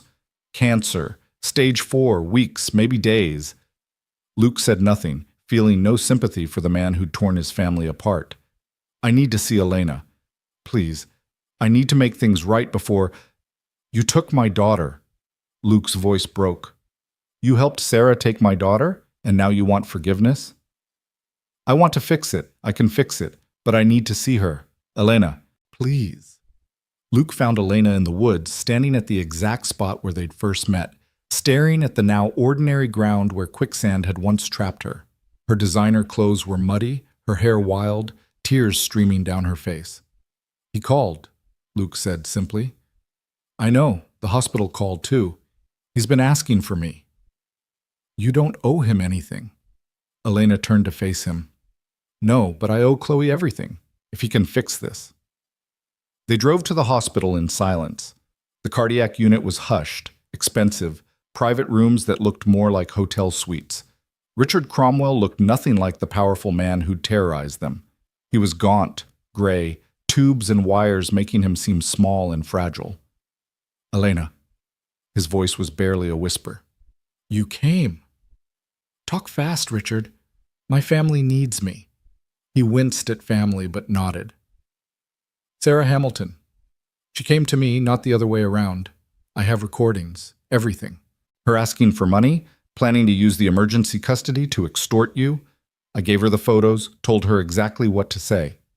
Why? Elena's voice was controlled fury. Why would you do that to a child? Because I was angry. Because I couldn't stand that you chose him over me. Because I've never lost anything I wanted. He coughed, specks of blood on his lips. I've been a monster, Elena. My whole life, taking what I wanted, destroying what I couldn't have. But lying here, knowing I'm dying alone, no real friends, no family that cares about me beyond my money, I realized you were right to run. Where are the recordings? Luke cut in, not caring about Cromwell's deathbed epiphany. My lawyer has them. He'll be here soon. I've instructed him to give you everything. And Sarah, I've already called her. Told her the money's gone, the deal's off. She panicked, said she's bringing Chloe back tomorrow. Just like that? Elena was suspicious. I also told her if she doesn't, the recordings go to the police. Extortion, conspiracy, fraud. She'd lose any chance of ever seeing Chloe again. They waited in tense silence until Cromwell's lawyer arrived with a box of evidence. Recordings, emails, text messages, all documenting Sarah's mercenary plan. Luke listened to one recording, his ex-wife's voice cold and calculating. I don't actually want the kid. Too much work. But they'll pay to get her back, especially the billionaire. Set me up for life. Play that for Judge Chen, the lawyer said. This all goes away. As they turned to leave, Cromwell called out weakly. Elena, I loved you. In my twisted way, I did love you. Elena paused at the door. No, Richard. You wanted to own me. There's a difference. She looked back at him one last time. I forgive you, though. Not for you, for me, so I can move forward without carrying this anger. In the parking lot, Luke's phone rang. Sarah, panicked and furious. You bastard! You turned him against me. Where's Chloe? At the hotel. I'm bringing her back tomorrow, but I want guarantees, no prosecution, no revenge. I just walk away. Luke looked at Elena, who nodded. Fine.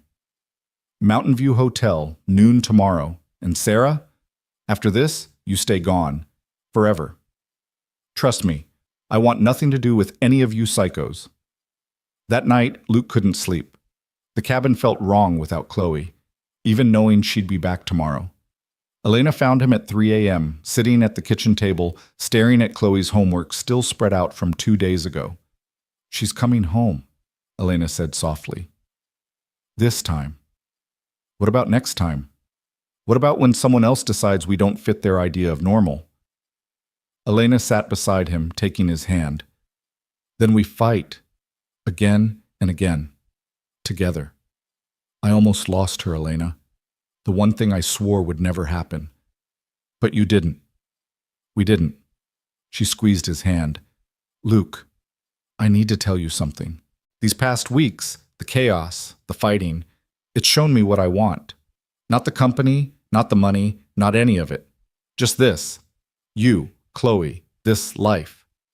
I want to wake up in this cabin, help Chloe with homework, learn to cook something besides pasta, maybe get married in that little church downtown, have more kids if you want them, grow old watching sunsets from that porch.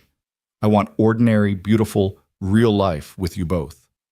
Luke looked at her, this woman who'd given up an empire, who'd fought Goliaths for them, who sat in his kitchen at 3 a.m. in his old flannel shirt talking about ordinary life like it was the greatest adventure imaginable. Elena Carter, are you proposing? Maybe I am. What would you say? I'd say we should probably get Chloe back first. She'd never forgive us if she wasn't involved in the proposal. Elena laughed, soft and real. Practical to the end. Someone has to be. The next morning crawled by. Tom Brennan arrived at 11 with the court documents. Margaret set up a recording system just in case Sarah tries something. And Bob Thompson stationed himself on the porch with his coffee and rifle for moral support. At exactly noon, Sarah's rental car pulled up. Chloe burst out before it fully stopped, running full speed into Luke's arms. Dad! Dad, I knew you'd come. She said you didn't want me anymore, but I knew she was lying. Luke held her tight, breathing in her strawberry shampoo smell, feeling his world right itself. I will always want you. Always come for you, never doubt that. Sarah got out slowly, her perfect composure cracked. She looked older somehow, defeated. Here's her stuff. She set down Chloe's overnight bag. I'm leaving now. Sarah, wait. Luke set Chloe down, whispering for her to go inside with Elena. Why? Really why? Sarah's laugh was bitter. You want the truth? I thought I could do it. Play mom, get the money, have it all. But she's so much like you, Luke. Stubborn, loyal, sees right through bullshit. She spent 2 days telling me exactly what she thought of me, and she was right about all of it. I'm not mother material. Never was. You could try. No. Some people aren't meant to be parents. I'm one of them. I knew it when I left. I know it now. The money just made me forget for a while. What will you do? Go back to Connecticut. Tell David the truth, that I'm a terrible person who tried to sell my kid. See if he still wants to be married to me after that. She looked at the cabin, where Chloe and Elena were visible through the window, heads bent together over something. She's lucky. They both are. So are you. Sarah drove away without looking back, and Luke knew with certainty she wouldn't return. Whatever maternal instinct had flickered to life, greed had smothered it, and now shame would keep her away. Inside, Chloe was showing Elena her rock collection again, explaining each new addition from her 2 days away. The hotel had this garden with amazing granite. Look at the mica sparkles. We should celebrate, Elena said.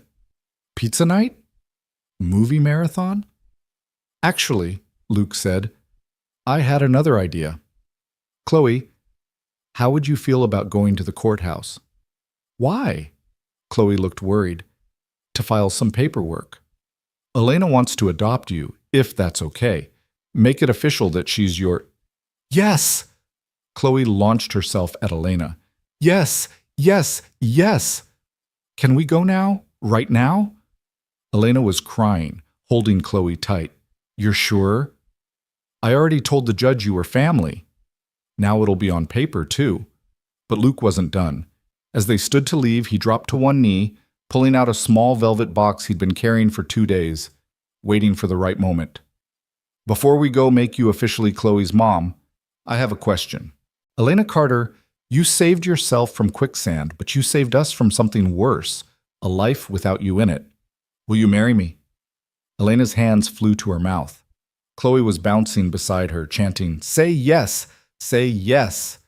It's not a diamond, Luke said quickly, opening the box to reveal a simple band with a small piece of polished quartz set in it.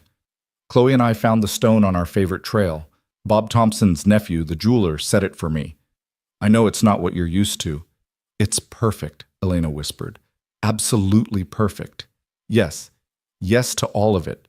Marriage, adoption, this life, everything. Yes. Chloe cheered so loud that Bob Thompson came running, rifle raised, only to find them all crying and laughing and hugging. Word spread with small-town efficiency. By the time they reached the courthouse, half the town seemed to be there, cheering as they filed adoption papers. as Judge Harrison himself came out of his chambers to congratulate them, as Tom Brennan offered to handle the adoption pro bono. That evening, their cabin overflowed with neighbors bringing food, gifts, congratulations. Lou from the diner brought a 3-tiered cake he'd apparently been saving for when you all figured it out. The Thompsons brought champagne. Even Chloe's teacher came, hugging them all and whispering to Luke that this was the happiest she'd ever seen his daughter. As the sun set and the crowd finally thinned, the three of them sat on the porch, Chloe between Luke and Elena, all wrapped in the same blanket. "We need a bigger house," Elena said suddenly. "Why?" Luke asked, though he'd been thinking the same thing. "Well, if we're going to have more kids." "More kids?" Chloe sat up, eyes huge. "Really?" "If you're okay with that," Elena said carefully. "Being a big sister is a big responsibility. I'll be the best big sister ever. I'll teach them about rocks and hiking and hot chocolate and everything." Luke pulled them both closer. "We'll build on. Add rooms as we need them. Bob knows construction. We'll make this place grow with our family." "Our family," Elena repeated like she was tasting the words. "I love how that sounds." Margaret appeared in the doorway. "Sorry to interrupt, but Elena, you should see this." She handed over a tablet showing breaking news. Richard Cromwell dies at 58. Empire in shambles as investigations continue. Elena read quietly, then set it aside. "It's over." "Do you feel anything?" Luke asked. "Relief. Sadness for the man he could have been, but mostly just free." The next months passed in a blur of joy and adjustment. The adoption went through without a hitch, Judge Harrison smiling as he declared Elena officially Chloe's mother. The wedding was small, held in the little church downtown with only close friends and neighbors. Chloe was the flower girl and ring bearer and self-appointed wedding coordinator, bossing everyone around with 8-year-old authority. Elena sold most of her Carter Industries stock, keeping just enough for influence but not control. With the proceeds, she started a new company, small, focused on educational technology for rural schools. She ran it from a converted barn on their property, close enough to walk home for lunch with her family. Luke expanded his work with Bob Thompson, eventually buying into the garage as a partner. His truck was finally fixed, though Elena insisted on buying a minivan for when the new babies come. The first baby came sooner than expected. Elena found out she was pregnant just 4 months after the wedding. Chloe immediately began a campaign for a sister, making lists of names and drawing pictures of herself teaching a baby about rocks. "You know it might be a boy," Luke reminded her. "That's okay too," Chloe said magnanimously. "Boys can learn about rocks." They built the addition to the cabin that summer, neighbors coming together for an old-fashioned barn raising adapted to home expansion. Elena, 6 months pregnant and glowing, directed operations from a lawn chair, Margaret beside her with blueprints and iced tea. "Do you miss it?" Margaret asked one day. "The corporate world?" "I miss the challenge sometimes," Elena admitted. "But then I look at what I'm building here. A family, a community, a company that actually helps people. And I realize this is harder and more rewarding than any hostile takeover ever was." The baby came on a snowy December morning. A boy, much to Chloe's initial disappointment, though she immediately fell in love with him when he grabbed her finger. "What should we name him?" Elena asked from the hospital bed, exhausted but radiant. "Henry," Luke said suddenly, "after the board member who stood up for you." "Henry Bennett," Elena tested. "I love it."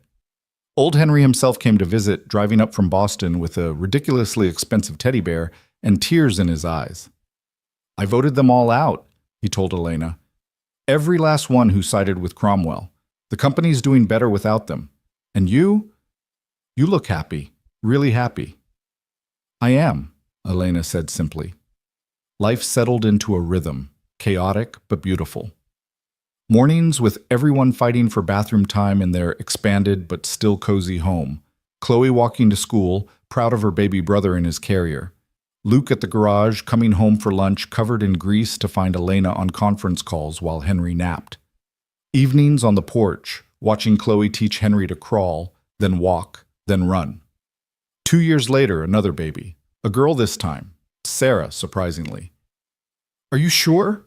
Luke asked when Elena suggested the name. She gave us Chloe back, Elena said. She walked away when she could have made our lives hell forever. It's forgiveness, Luke, and hope that this Sarah will be different. Young Sarah was different, loud where her brother was quiet, adventurous where he was careful, but with Elena's sharp intelligence and Luke's steady kindness.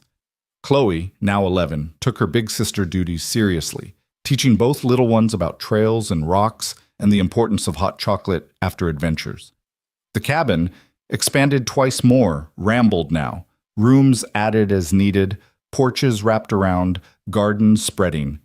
It would never be magazine perfect, but it was theirs, filled with noise and love and the constant chaos of a growing family. Elena's company flourished, providing tablets and learning programs to schools across rural America. She worked from home mostly, traveling only when necessary and always racing back. I have a board meeting in Boston tomorrow, she said one evening, 5 years after that first meeting in the Quicksand. Want to come? We could stay at the Mountain View, show the kids where Mommy used to pretend to be fancy. The place Cromwell bought? Luke asked. New owners now, turned it into a family resort, water slides and everything. They went, all 5 of them, taking over a suite and probably terrorizing the staff, but standing on the balcony, looking out at the Vermont mountains while their children slept in a puppy pile on the massive bed, Elena leaned into Luke's side. Thank you, she whispered. For what? For saving me. Not from the quicksand, from the life I was drowning in, for showing me what really mattered. You saved yourself, Luke corrected. You chose to change. You chose us. Best choice I ever made. Even better than that hostile takeover of Dynamics Corp. Elena laughed. Especially better than that. They stood together, watching the stars, listening to their children breathe, and Luke thought about paths, how a morning hike had changed everything, how a cry for help had led to this moment, this life, this family. Dad? Chloe's voice came from inside. Henry's hogging the covers again. I'll handle it, Luke said, but Elena pulled him back for a kiss. I love our life, she said against his lips. Every chaotic, imperfect, beautiful moment. Even the quicksand? Especially the quicksand. It brought me to you. They went inside to mediate the cover dispute, to tuck children back in, to whisper goodnights and love yous. Tomorrow would bring its own challenges, board meetings and homework and tantrums and triumphs. But tonight, in a hotel that had once represented everything wrong in Elena's life, their family was together, whole and happy. The quicksand was just a story now, told at dinner parties and anniversaries, each telling slightly different, always ending the same, with Elena choosing love over empires, with Luke choosing to fight rather than run, with Chloe choosing to trust that families can be made, not just born. Years later, when people asked Elena how she went from billionaire CEO to small-town mom and entrepreneur, she'd smile and say, I got stuck, then I got saved, then I got smart enough to stay saved. But Luke knew the truth was both simpler and more complex. Elena had saved herself by letting others save her too, by choosing connection over control, by discovering that the biggest risk in life wasn't losing money or status. It was missing out on love because you were too afraid or too proud to grab it with both hands. The old cabin still stood at the heart of their rambling home, its walls now covered with photos, weddings and births, first days of school and family vacations, moments large and small that added up to a life. And in the center, framed in reclaimed wood Bob Thompson had carved himself, was Chloe's first drawing of the 3 of them, labeled in careful 8-year-old handwriting, My Family. It was still the most valuable thing Elena owned,